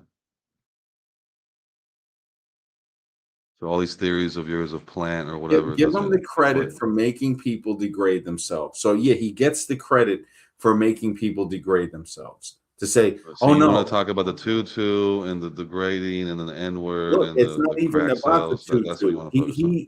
He wore that tutu by choice. He put on the tutu by choice. So anybody saying anything about that is not derogatory. It's explanative. It's saying, look, he put that on. He wanted to wear the tutu. Nobody forced him to wear Okay, that. so he wore the tutu. So how He does was like, that look, they said, degrade what any class of his do you work? want? He picked ballet. Nobody forced him to do that. Okay, so And how does he that went back. degrade In what he between did the ballet in the future? classes, you're telling me he sold crack in between ballet classes. That's the crazy thing. Well, we don't have a timeline straight. We do have the He did timeline. it at some straight. point. That's when Apparently, he you were went to trying to this say- school. You were trying to say he was a teenager and he was in the drug life. Well, was that when he was taking ballet classes? Because that just doesn't add up. Because I've that's never your heard- favorite topic. You see, that's a little sus when you Wow. like to focus on these type of topics that you want to assume the guy is, closet and all that. So that's the only way you can win. Not win. Josh, That's the only way you have an argument. Hilarious. He ain't even need to sell his soul. That's your to wear favorite that tutu. subject. I Yo, mean. my brother. Oh my goodness. We got, this is the troll, man. This guy turned into a troll. He says that you inscribe. I mean, I don't know, man. Just like children, very mature. Yeah, I guess it's about as mature as running game in a supermarket, right? But I don't know if Jake is still there. Jake kind of. I mean, if you don't like it, why do you keep coming? Yeah, exact. I Thank I you. agree with you, MD. When you said before, it's like if you're not happy, why are you coming? What are you angry about? You know what I'm You saying? here? Why are you here? Yeah. I mean, Scribe told me maybe I should let him on to explain himself. I mean, I didn't want to, but if he wants to explain himself, fine. But I just don't trust him anymore. The stuff that he said, like the way he automatically turned into like a koala light. I don't know if you noticed that, Mr. X. It was very Yeah, koala. the argument was entertaining, but at the same time, it's like, why? Why are you doing this? Yeah. Like It was you keep very- digging yourself a deeper hole. For what reason? What Yeah. reason? Maybe because he was always a plant. That's the thing. Maybe he started acting extremely koala-ish right away. And the fact that he's So it's a good idea, regardless of all that. He was here with us for a while, so at least if he wants to come on so we can hear him out, then that'd be cool. the only Whatever reason to I'm him, gonna but- let him on is because of your grace. I mean, people know you're like my brother, and we've worked together for over 5 years. And even though, they see that it's real because they see that I ain't gonna sit here and just be nice to you. That when I see that you're on this Tupac thing, I'm gonna call you out on it, whether or not, and I want to learn. If What are you it's right- calling me out on? It's one of the reasons I'm even in that Yeah. space And of look, learning about this is to show you. This is to the show you conspiracy how stuff. koala. This is to show you how koala Jose is. He's gonna attack Mr. X. He's gonna attack Mr. X, even though Mr. X is like one of the coolest, kindest people. I don't come here to beef with other men. For crying out loud. I mean, why would I come on the internet and start beefing with other men over what I don't know? Well, you were getting attacked by. I remember when Alex was streaming, you got swarmed. No, but but think about Alex it, is bro. different. He's a dating coach. Exactly. I'm But not. think about it. We have not mentioned Jose once on the stream until he jumped in the chat, Mhm. lurk watching. So it just he's saying just what koala and them. He ran. So that's showing me the plant, and it's okay. That's okay. So it's like he's not the first plant. We've been through many of these. We treated him well. We give him a wrench. We let him on a show, and then what do we get? We get this type of behavior. I guess Jake must be asleep. I mean, because if he wants to come back, just apologize to you. he doesn't even have to apologize. If he wants to come back, Scribe is saying, look, if he wants to voice his thing, he can say his thing. But sometimes Alexis, good to see you, brother. Alexis says, why does Jose keep coming on the streams when he admitted he doesn't care about our topics. Thank you, Alexis. Thank you, bro. Yeah. The one thing about Jose when he was here, though, I mean, look, you know, I want to support everybody who supports the channel, but it's like, man, you got to either answer questions or just keep it short and sweet. You can't keep going on and on and on. That drives people nuts. Well, and look at this, Mr. X. Out of him never supporting the channel, right? When he finally gave $2 was to insult me. And I read it off like a man. It's like, hey, whatever you want to say that is not a racial slur or threat or a dox, I will read that off. I will read that off. I don't, whatever somebody has to say, I appreciate the support. Guys know that. I'm trying to do YouTube 100% of the time. I've been streaming almost 30 days in a row, and I'm going to try to continue as much as I can. It's been hard to edit the book at the same time, and stuff is going to hit the fan when that's out, because people are going to be like, holy smoke, is this the direction? Every day is going to be human origins. Every single day it's going to be the book. And Jailhouse Max says he wants to get into bed with y'all like Tupac. Jailhouse keeping it real. I mean, I could understand if you guys hung out together, you saw each other in person, but none of that's going on, so there's no reason to be beefing here. Yeah, there's no reason to be beefing, man. The fact that he is saying the exact same stuff that Kadoosh Bag, that all these other guys saying, like, oh, the cult, all this stuff. It's like, but why are you still here? Exactly. It really, I mean, I think honestly, it's something that's missing from inside. Like, unless what Jake said must have pierced his soul. Life force leaking all over the place. And he's still wounded from what Jake did. I know Jake must fell asleep. And he fell asleep. He was working all day. Jake works hard, man. He owns his own business. And this is the thing that I don't think Jose would ever understand. We didn't even say this whole stream was, I mean, it was great. We're talking about the Tupacian Scribe. We summoned Scribe. He came on. And Scribe is the only reason that I would let him on right now. Is that Scribe is saying, yo, let him on. That's how much pull Scribe has with me. But this is the thing. Everybody has to realize this is your stream. Yeah, you're the one that makes the stream go. Nobody else could make the stream go. Yeah. I mean, Scribe did a good job at coasting it for a while. Yeah, I know, but you're the heart and soul of it all. You know, I'm just keeping it real. Scribe's great. Yeah. But you're the heart and soul of this stream. That's what keeps it going. Yeah. No, even Jose told me that. Jose told me that one time we spoke privately, and he's like, look, man, when you come on, he goes, you're the one that's there. And I appreciate him telling me that. But the way he changed, and it's okay. I hope he learns from my maturity that, look, man, it's okay. You want to betray someone, you want to turn like Koala. That's what you always were. Yeah, Alexis is right. He completely changed after Jamal. Jamal got up into those cheeks so deep that he's still traumatized.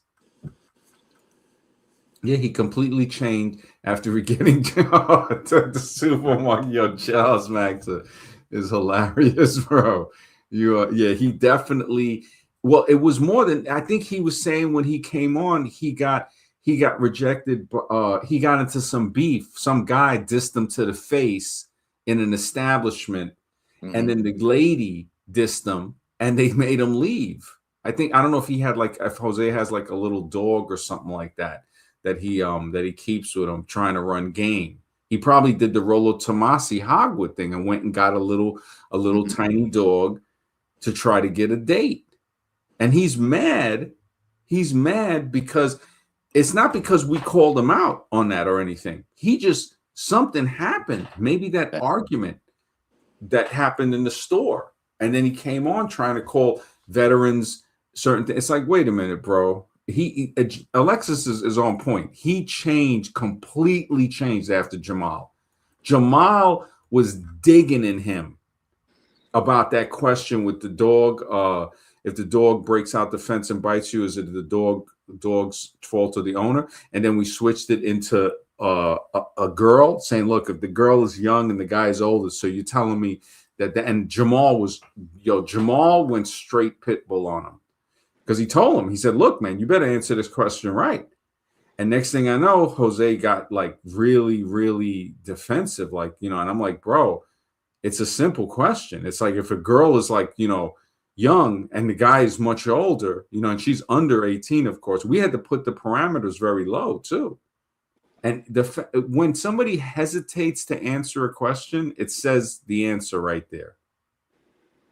And it's a tough answer to accept. It's a really tough answer to accept because people might say, well, you're pushing it a little hard. You're not giving people a second or two. It's like if somebody can't say, listen, if you got a girl that's that young and the guy's 30 and you're telling me he should have told her, like, look, you're underage, whatever, this and that. I can't, it's up to, he's the adult in that situation. And then when Jamal got on him, Jamal was ripping into that. And I'm not saying anything bad about Jose on that front of trying to accuse him of being anything. No, it's just that Jamal did the pit bull, ripped him like Jake did. Jake did to Jose, like when you have a stuffed animal in a room and the dog comes in and just starts grabbing the stuffed animal and shaking it around to where the stuffing is coming out. That's what Jake did to Jose. Jake ripped him apart. And in a way, it wasn't really that, it was unprovoked. Somebody might say, whatever. That's just the way Jake is. But the amount of pressure that we have put on Jake, Zubak just straight did like over an hour-long replicant test on Jake. He blew it off. Like it was. Oh my goodness. Jake took that and ate it like a man. He ate it like a man. And then I was on him too. I mean, I was just like, Jake, people know Jake's cool. And we're not going to sit here and say, okay, Jake, no, we're going to tell if we feel something, whatever. I totally disagree with Jake on that thing about women. Oh, yeah, yeah, me too. Same here. And we're still cool. We're enough to be cool to say, Jake, if that's the way you feel, you already know. We got the guys now, Jake the Church Zombie, whatever. They're all calling him out. And that's what this stream is about, that we allow people to disagree and to roast and to say what they want to say and to get angry and to come back on and to do this. We allow that. I don't see streams that does that. I don't see streams where somebody can come on or they can do a super chat and say something negative toward the host or anybody, and I'll read it off. I don't care. These guys that closet with, old pictures of me and all of that, putting hey, great. Thanks for the support, man. Appreciate the super chat. I'm not afraid of that. I'm like, and I have no problem with disagreement either. Yeah. Just get to the point. Don't beat around the bush or just nonsense. You're putting people to sleep. I mean, just say what you got to say, but get to the point. Answer a question. You know what I mean? Yeah, exactly. And we pushed on him, man. Guy of the Sage, I appreciate it, man. Says, an interesting stream. It helped fuel an epiphany I'm working on. Making a video soon on Rumpelstiltskin Pinocchio spell I have noticed affecting people. Wow, great. Yeah, please let me know, man. I'll definitely check it out, brother. Always, man. Jailhouse Max says, Jose lashed out at Jake when he said acronym, including, yeah, man, that wounded him. That was blood on the floor. When Jake did that, that was the pit bull ripping the stuffing out of the stuffed animal. Jake. I wonder if Scribe bathed with Tupac bubble lotion back in the day and got into bed with his Tupac sheets. Yo, Black Circle, you are hilarious, bro. Dude, when people have to resort to that, that's how I know there's something sus. Whenever the tutu thing and all that you're so into, and the bed sheets, you see, that says a lot. That says a lot about somebody. Bro.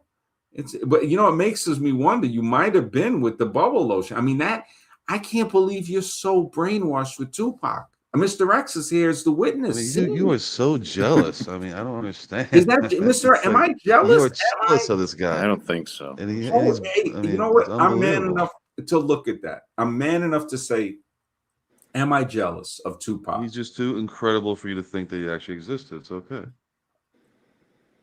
Existed. I know he existed. I'm just saying is what you're a Tupac messiah in. And what's funny is the fact that we can sit here and have different opinions and still be cool. I think Jose don't like that. I think Jose secretly is lurking. The fact that he popped in and we didn't even, I thought about that earlier. I said, yeah, the last few streams, we're not trying to sit here and talk about anybody like that. I mean, if they want us to talk, yeah, jump in the chat or jump on the stream. I mean, the only reason that I would let him on now is because you said to let him on. If Mr. X said it, Mr. X holds that much weight with me as well. He would say, "Hey, MD, all right, cool." If it was just me rocking the stream like I've done before, I wouldn't do it. But with you guys saying it, that's how much weight you hold. The spirit of Spicoli, brother. Thank you for the support, bro. The spirit of Spicoli, man. I love the name, bro. Moment for Spicoli, bro. Man, that brother was cool.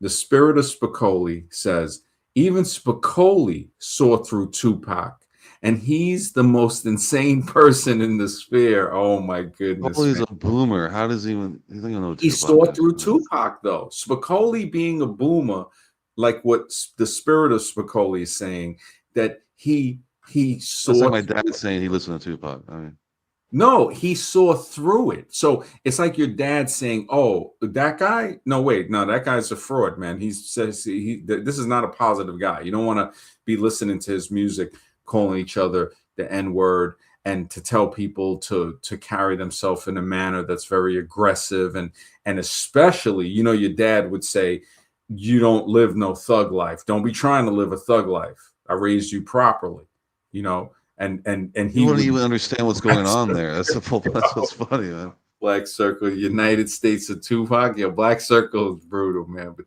See, yeah, I think, can I make a comment? I think if Yeah, Scribe please. had lived in your shoes, MD, he wouldn't be thinking that about Tupac anymore. Yeah, no, he wouldn't. I explained to him earlier today when we spoke that I saw things. I mean, I talked to a guy earlier Why today. wouldn't I if I want unity the same way as we all do? So I don't understand. You're We're all looking fighting in for it the from the same outside, thing. looking in, Scribe. MD lived in the hood. Well, he was there too, and he wanted unity as well, just like No, but he MD saw wants the unity. So detriment that the music caused the community. He had to live in it. Yeah, He had, I'm saying that's the vehicle. Unfortunately, that's the vehicle he had to use, Mr. X. I mean, he happened to be a gangster no, but rapper, but he was able to you're put it looking into at the insane words, asylum into from his the music. outside, whereas MD was living in it. You see what I'm saying? That's totally different. Yeah, he might have lived. I'm saying he didn't know who this guy was. I'm saying he thinks what he's do a you plant mean? Saw government the agent. effects of the music, what it did to Did you people. grow up with him, MD? I mean, Yeah, I saw the effects of what calling each other the N word. I remember he has guys. no responsibility over that. No, Quit but trying to get these indirect things. when you What did tell he do people, directly? I know a lot of people, like my friend that owned the barber shop. So you're looking at people that are black that are saying, look, man, we got to stop saying this word. And they don't say it. And anytime I would say it, and this is the 90s, right? And they would try to use the word like I was saying before, brother, like, yeah, that brother's, this, that, the brother's cool, whatever, but not the N word.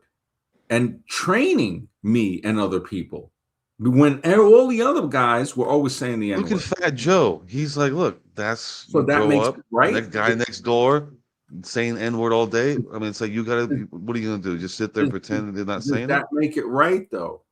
It doesn't. Alexis says, we all got a little zombie bite. Me with the energy drinks, MD with the coffee, Jake with the church. Difference is we don't let the zombie bite take over our body and turn us into a zombie. Exactly, bro. Exactly.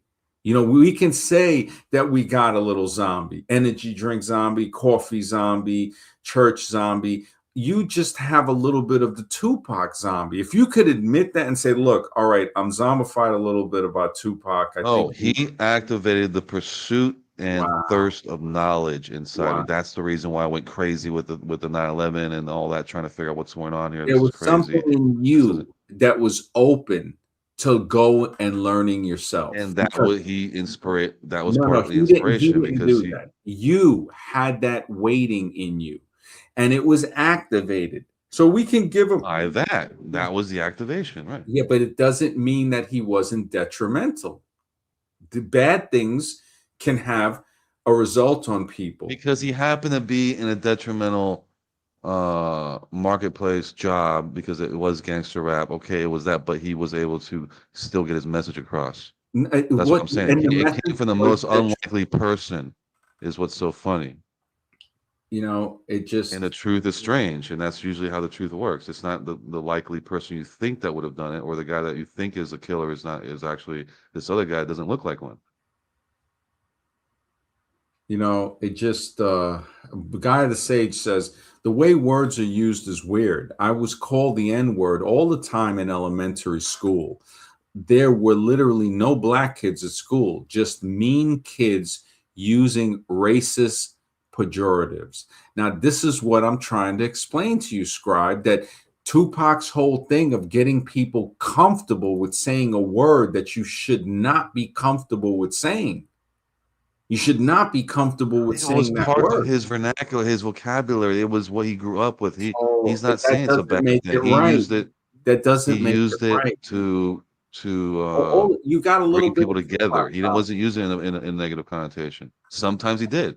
Sometimes used it good. Sometimes used it bad. That's what I'm saying. It's a double. It's a sword. There How is do you use the people instrument? But using it you good. never There lived in is that I can use it for life. You good. I can't can be use it for bad. I different. can use it for Right. cooking. I can use it for taking someone out. So it's the same thing with a word. I can use it in a good way or a bad way.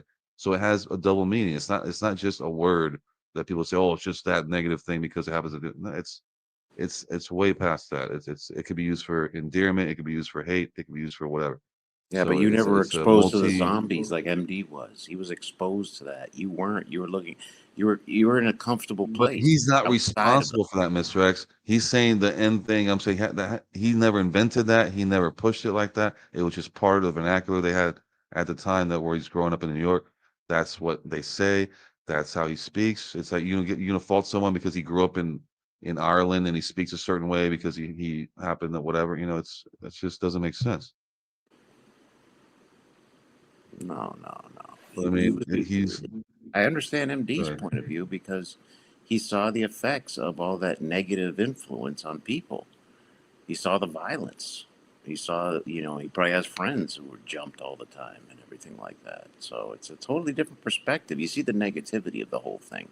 From the outside looking in, it looks cool. It looks, wow, that's awesome. That's great. What a lifestyle, the gangster life. And yeah, but if you're not living in it, you have no clue what it's really like. You don't see all the negative. You just see what's hyped up in the music.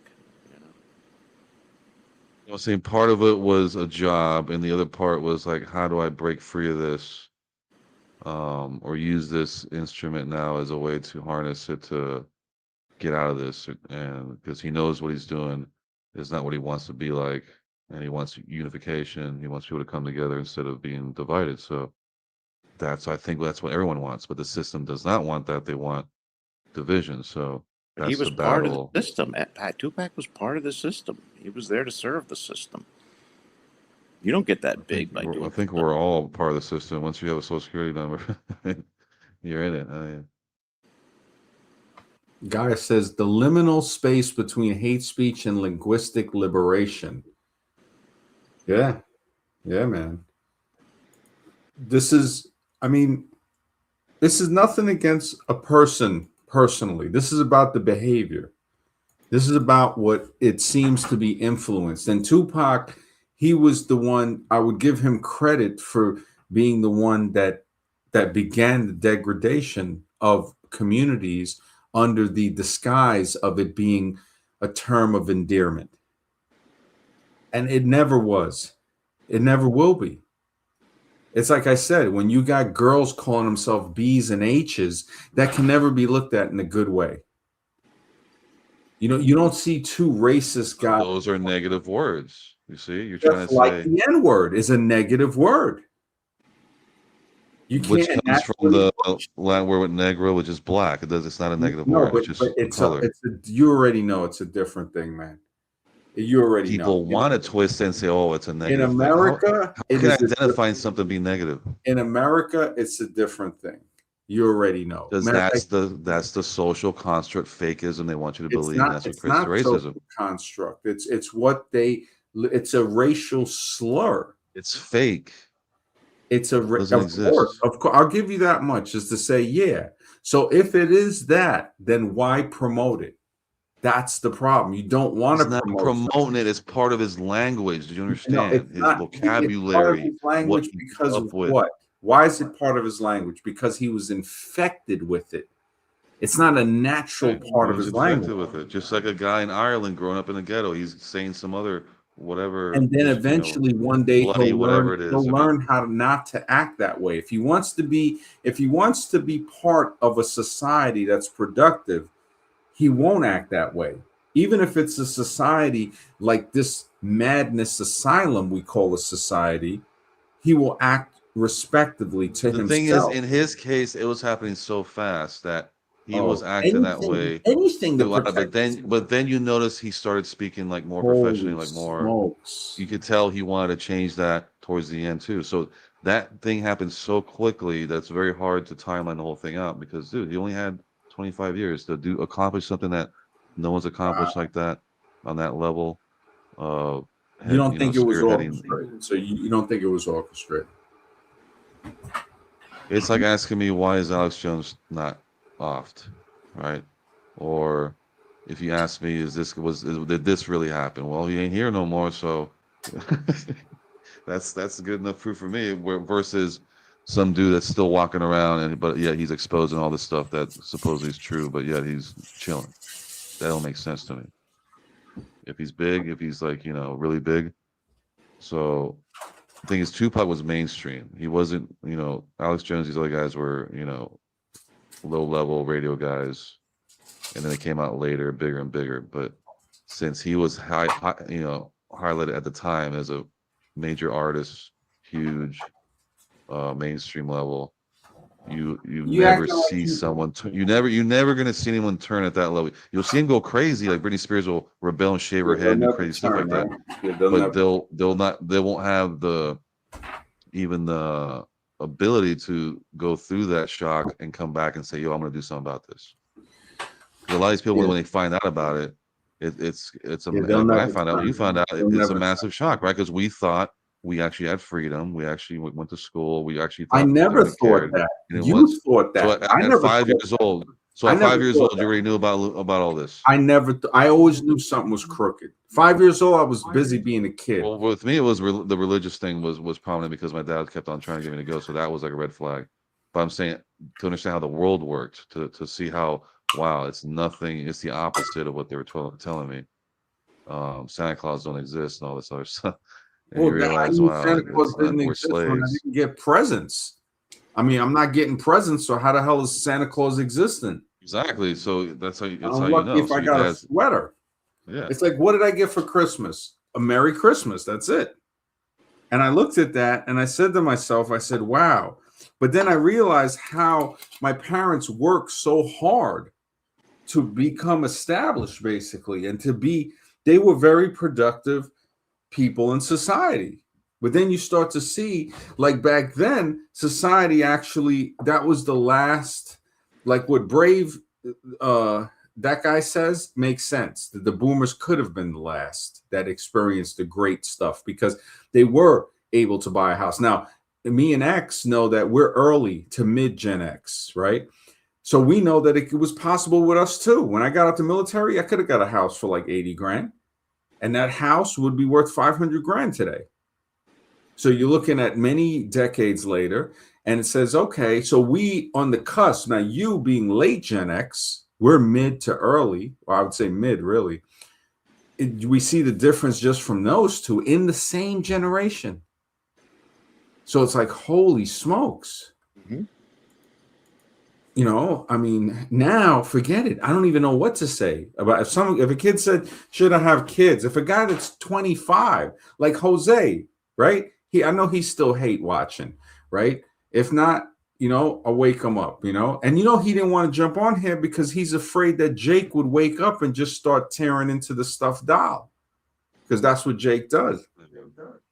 I mean, Jamal went on another level. He Zubacked Jose.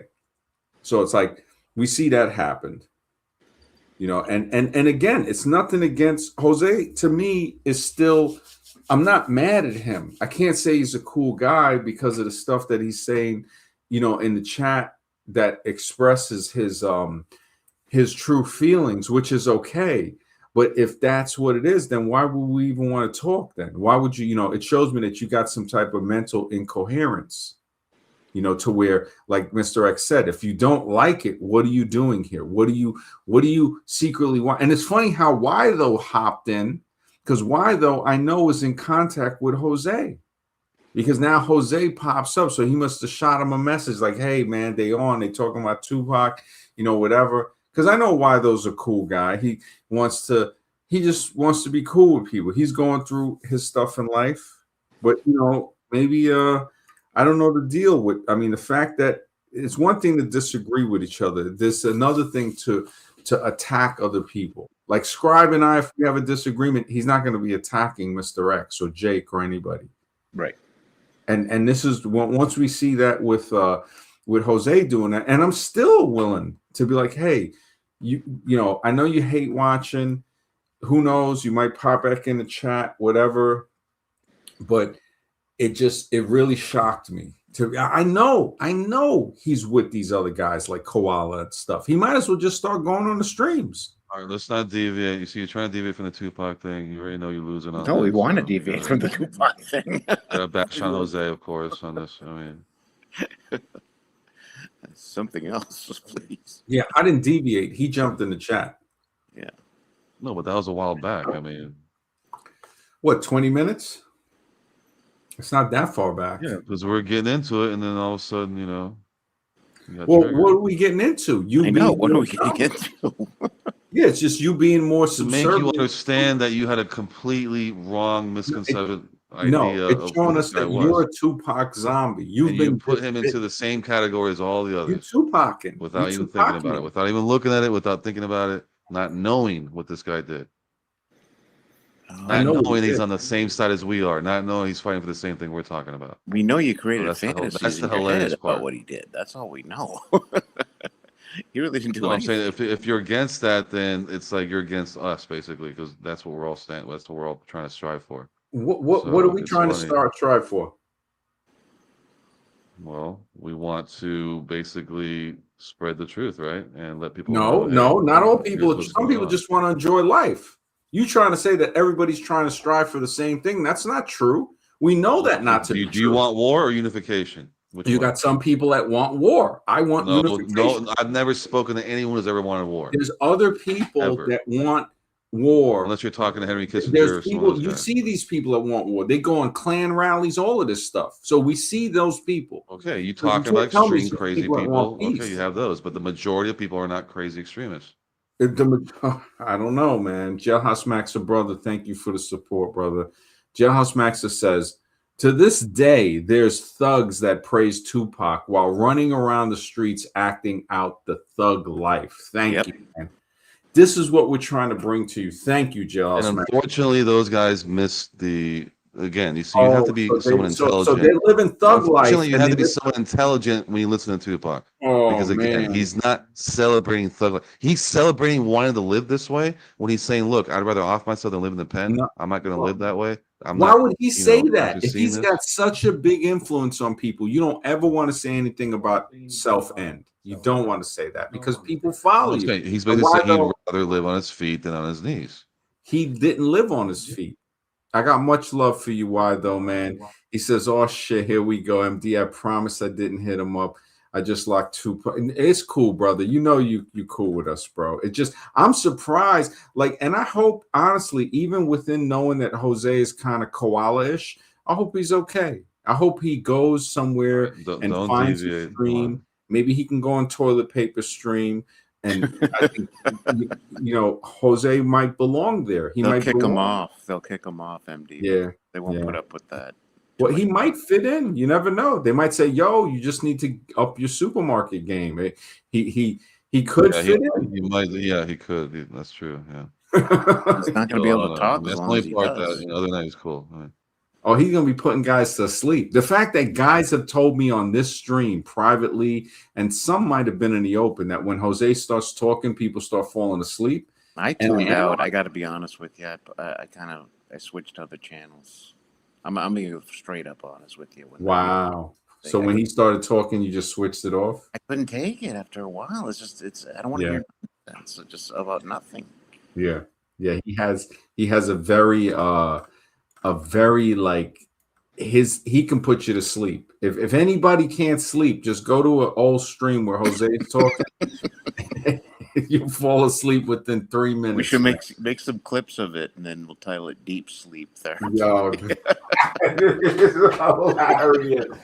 Oh my goodness, I might need to do that. I might need to do Yo, that is hilarious. And I've got nothing against Jose personally. I'm being real when I say Yeah. this. I'm not saying this because See, the same thing I'm you're accusing angry. Tupac of, you're doing yourself. You see? Wow, So look at you waiting to attack Oh my somebody. goodness, you're in a Tupac zone You right still hurt You can't on get out of it. Tupac. the same thing, though. The same thing you guys are saying against him is you're doing it right now. What do you talk? So you want Jose to you a Josean too? I mean, Jose. It's like, what the heck is you're so mad about Tupac, about us not joining the Church of Tupac, that you're gonna let this troll Jose influence. And that's the thing that I think Jose No, might not influence. If he's not here to defend himself, it's well, like, all it right, don't let him, matter. you He know, knows he he's can gonna. jump on. So it's not so see now the fact that he knows that you're here and that you're giving, like Mr. X could say, if you weren't here, look, let him on. Okay, just on the strength of that, I'm gonna let him on.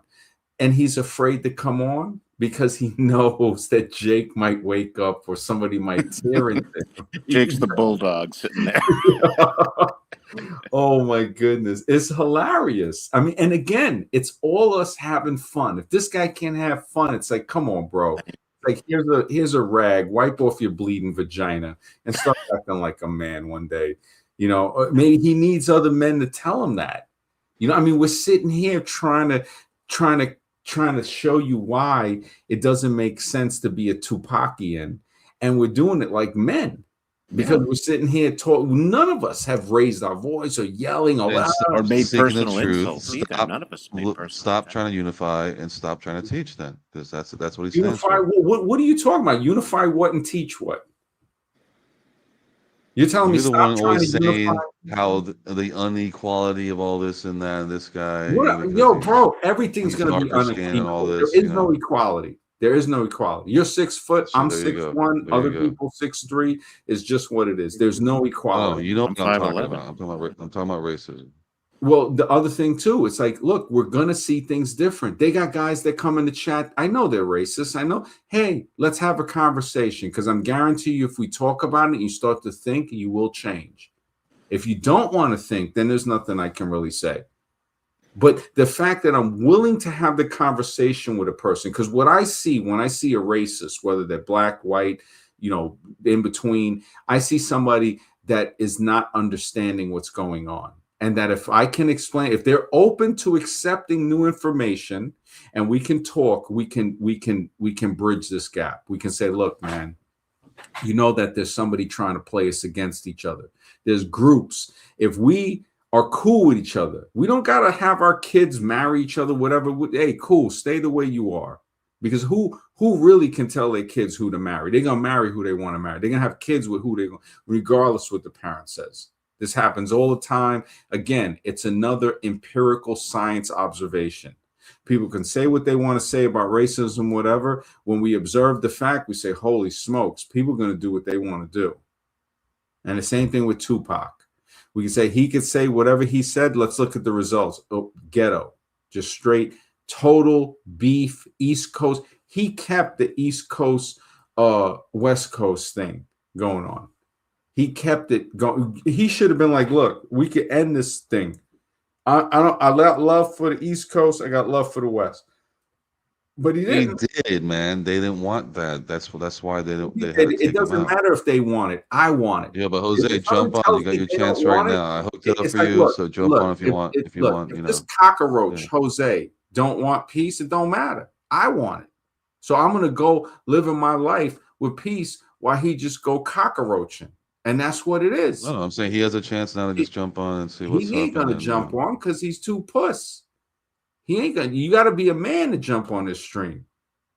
You know, this is beyond. See, why you gotta be breaking people down like that? It's not putting people on. I'm saying, look, when you grow up here, you jump on. I'm not saying you can't grow up here. I'm saying this is beyond the Lion's Den. This is Dragon's Lair.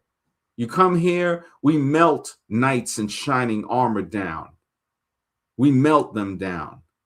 So you get in a ball of metal. You want to come here in knight in shining armor? We're going to melt you. Because nobody's beyond that. You better come correctly. You better come. And we're open to that. We're saying, hey, you know what? See, the problem is people think I'm some guy that doesn't have the experience. Or even worse, they think that I might be a guy that's not open to learning or open to listening to their part of what they're saying. Is to say, hey, you know what? Okay, I hear what you're saying. Like, let's just say in the case of Cockroach Marquez, is saying, look, you disagree, right? Now, we didn't have no beef with you. We didn't say nothing about you. You came on here mad because for some reason, I don't know what Jamal maybe did. He tore into him and he was still hurt. And he came here attacking, when he could. It's like, wait a minute. So we've never called you a coward. We've never said things like that. But yet you're going to, because you didn't have enough balls to say directly that we're cowards, you start to say all veterans or this and that. Well, I'll tell you one thing. We had enough courage to go through basic and AIT training. So we went through basic training, advanced individual training, and it just I don't think Azrune is better sleep medicine. I think Jose is better sleep medicine because see, Azrune is a light sedative. He's like a sedative, like chamomile tea that'll put you to sleep with longevity. Jose will put you to sleep like in 3 minutes, like an opiate, like a whatever one of those pills are. That's how it is. He'll start talking, and people have told me that, like, yo, man, I never told him because I cared about the way he felt. But now that I see he's a troll, there's no reason to worry. It's still to have respect for him as a human being, but to understand he will always be a troglodyte. And that's what he wants to be. It's cool. That's his purpose in life. Some people's purpose is to be a turd, and it's okay. It's okay. As long as you realize that no matter how hard you try, you cannot polish a turd. So for what, 2 years? Again, the deviation is just you go on a Okay, rant. what And it's just deviation like, from come what, on. Pac? You want to go back to Pac? You ready to go back to Pac? Ready to go back to two I closets? can't get out of Keep. Pac. I mean, Pac's let the guy come on and say something. If I he's gonna come told. on. I'm waiting. Look, you can pull him on too. You got the All right, until administration. it happens, let's You get you back to have not business. You know seen what I mean? you have not seen this cockroach pop backstage. So You see, you gotta call him a cockroach already. It's like, well, because he wants to sit here talking about cult member, so it's okay. You want to play the little bit of cult member cockroach? Fine. He knows that I'm okay with that. But I think he's worried that Jake is going to wake up and tear into the stuffed doll. The stuffing is going to start to fall out of the stuffed doll. Well, if I ever want you to get mad at me, all I gotta say is cult member and Tupac, and that's it. Oh, you're a cult member, so you're a cult member too of Tupac. I'll be. Oh, you know me. I'm going to call you it, bro. You have cult been is bitten. simply there's You no have been negative bitten. Just the connotation way, of cult. like Alexa said earlier, we all have a little zombie. All you got to do is be like, look, man, you got a little Tupac zombie. This whole thing is going on the premise of you saying you're not a Tupac zombie. That's what the whole thing is going. If you're like, look, you know what, I'm man? saying I think we the are guy on the did this. same journey as him. We're on the same journey. So if you want to No, say that we're not. zombie, which How? contradicts what you're How? saying, so you're a contradiction to what you're saying, because he's saying the same thing we're Oh saying. my He just happened to goodness. do He it was a when it wasn't plant. popular, and he He got was sacrificed for it. he was a plant, bro. He was a plant. He was a guy that was used. I'm not saying he's a bad guy. I'm saying he was used, maybe unknowingly. They used him, but he got the last. Yeah, he got the laugh last out thing, of it. right? Because he's so smart, right? At least he got it out. He's so, At least yeah. it's out there. I You cannot, can't take that away. I can't That part's there believe forever. I your Black Circle is hilarious. Yo, Black Circle, you hilarious, brother. Guy to say says, LOL, MD's energy right now reminds me a bit of a quote from Futurama. Bender, they will learn our peaceful ways by force. Yo, thank you, Gaia, man. You're cool, brother. You are cool, man. It just it is what it is, bro. I have not seen a stream like this where you can come on and beef with the host and tell him what you want to tell him, and he lets you back on. You know, I mean, you're the host to your co-host, so it's like you can do the same thing. But what other stream does he We've already have? gone through that. For us, that's normal. I mean, Yeah, but then we got this guy trolling. I mean, just straight hate watching, which is okay. I appreciate the hate watch. But to think that, when you look at it, the fact that he hasn't looked at himself and say that, man, these guys extended their, we gave this guy a wrench. He never supported the show. I was contemplating it, taking it back, because I'm saying, why do we even have him as a wrench? Well, because I'm just too nice. That's why. Because I'm too nice. And and now he showed why he's unworthy of that. But didn't he come on some shows like as co-host type of thing? He did a few times. He did. But hey, Koala was cool with us. Caduceus was cool with us. Tony Pruno was cool with us. 21 Closets was cool with us. But eventually people, hey, you grow. You grow. And you start to say, the real growth is to say, hey, you know what? We outgrew each other. That's cool. It ain't no thing. If you want to roast, you already know. I'm okay with roasting. I don't roast that much anymore because people get mad. Like Tony Bruno got real mad with the powdering and all of that stuff. He's powder king. That's what he is, a powder king. Dude, but that wasn't. Whole Truth was one that started that. And that was like collateral damage. He did start it, and I should have stayed neutral on it. And I did kind of stayed neutral, but I was roasting both of them. And Prune wanted me to side with him. I remember you were trying to avoid that, but it happened anyways. I was trying to, but he's a 70-year-old child. 70 years old, and he's still mentally immature. Similar, and even though I like Brave and Think, he's cool, but he, again, mentally immature. These guys are in their 70s, and they act like children. And it's okay. I could be like, look, man, you lost your way. You ever considered looking at this just to see where they're at? Because there's a point where you got to realize you can't help someone. And that's the way I feel, that maybe, okay, Jose needs a different teacher. The fact that he's mad and he's like, oh, this and that, it's like, hey, go over to toilet paper. Go to toilet paper, Koala, that's your tribe. You were never part of this tribe. The fact that you're acting the way that you act. The fact that he attacked Mr. X, who never attacked anybody. Jake, he already know. He can't say nothing to Jake because Jake ripped the stuffing out of him.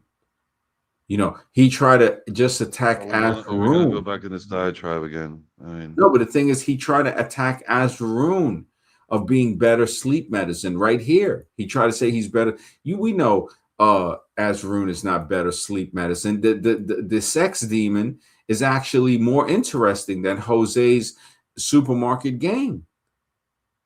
He tried to say this is the most hilarious stuff. He says Jake is a straight up war zombie. This is so Scribe does trans Mr. women. X has no liver? Oh my! You know what? I don't think this is Jose. I think this might be a different 9971. I think it might be a little different. Scribe does. That's why it's not coming on. This is a troll. These trolls trying to start beef. They're trying to start beef because he's trying to say, yeah. This is. We see the troll. I have a liver. Sorry. See, that's a troll that's actually saying that's not, because if we look up here, Jose's number is 99700, and this troll down here is 99971. So this is a different. But Jose was here. He was here. Yeah, the other one is Jose. It's definitely. This one could be him too. He could just be trying to. I think it might have been a troll because I noticed the numbers dropped a little. This is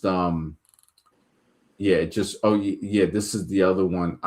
No liver. He used to say that. What was that guy's name? He used to have the duck. What was that guy's name? Real crazy guy. What was that guy's name? He used to have a duck avatar when he came on. Oh yeah, that nutcase. Shift. Yeah, that was Shift. Yeah, that's it. He used to always say, "Oh, his liver," because a few times I had been drinking. I came on stream. Like that's a big deal. Like nobody drinks. Oh yeah, he said. Well, I think he had some problems from when he was younger. Like I think he came from Croatia where they were bombing people. This is hilarious. The Jose troll says, "Have a field day with this one." He said he had an experience with a dude. Yo, this is hilarious, bro. These guys are hilarious. The trolls trolling the trolls. That is, it just I mean, and he should be thankful that Scribe is actually cool to be like, hey man, you know what? Let him on, whatever. But again, I don't think that the real Jose, who was earlier in the chat, I don't think he's really about that. He ain't about, moving forward with that. I mean, what's he gonna say? I don't remember if he was a Tupac zombie or not. I'm not sure. I don't think he was. No, he Well, takes he would things have been way if he too came on, personally yeah. on these streams. It's like, come on, man. It's not like that. You know what I mean? It'd be different if we were hanging out and doing stuff. You know what I mean? Yeah. It's the stream, for crying out loud. You know Yeah. what I mean? Yeah. He I mean, it's cool. I mean, hopefully he can learn some maturity, and other people can learn the maturity to say, hey, they can say, you know what? There's a stream different from many others. People can argue because other streams, you see the ego of the hosts. I mean, it's crazy that Yeah. anybody says anything against the host and they don't want to hear it. It's like, hey, you know what? Hey, say it, Oh, no stream will give you this much leeway. It doesn't Yeah. exist. It's like, hey, they want to come on, whatever. They want to donate. Hey, put my picture up there. I don't care. Thanks for the support. It's like, and that's maturity. That's maturity. It's like, hey, write me on email, whatever. Donate. I'll send you more pictures, whatever you want.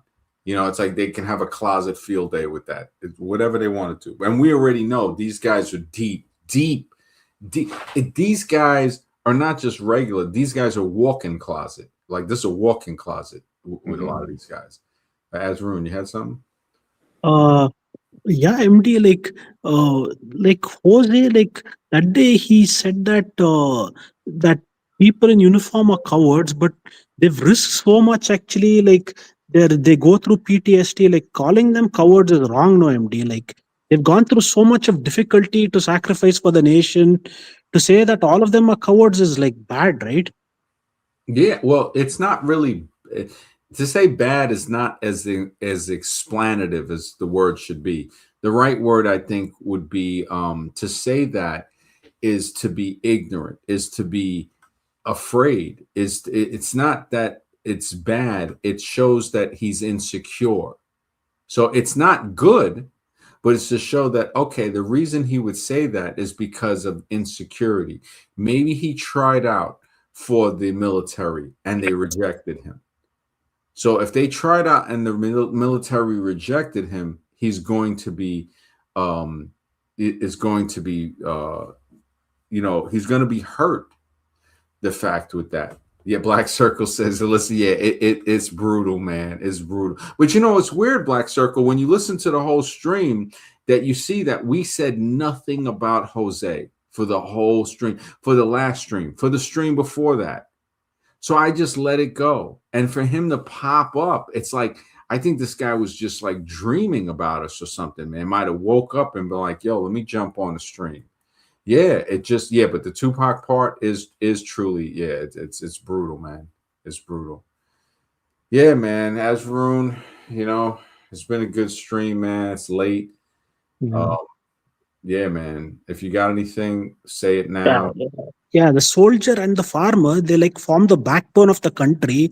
So to say that the soldier is a coward is actually like it's a very wrong to say that. Yeah. How much they sacrifice, they sacrifice their lives, and then they come back maimed, wounded, and crippled, and no one cares about them for their sacrifice. So saying that they're cowards is not right. That he Yeah. went too far with that. And I agree with you, man. But if he's entitled, he wants to say it. It just shows me more about who he is, and anybody that would come from that angle. It's like, hey, you know what? Yeah, that's it's the Jose troll account. It's hilarious, man. It is hilarious. These guys, the fact that these guys are trolling already, because the other one's like, if you look up earlier, Black Circle on the earlier comments, he's like 970 or something. This one's 7-1. He got close, though. He tried to get close.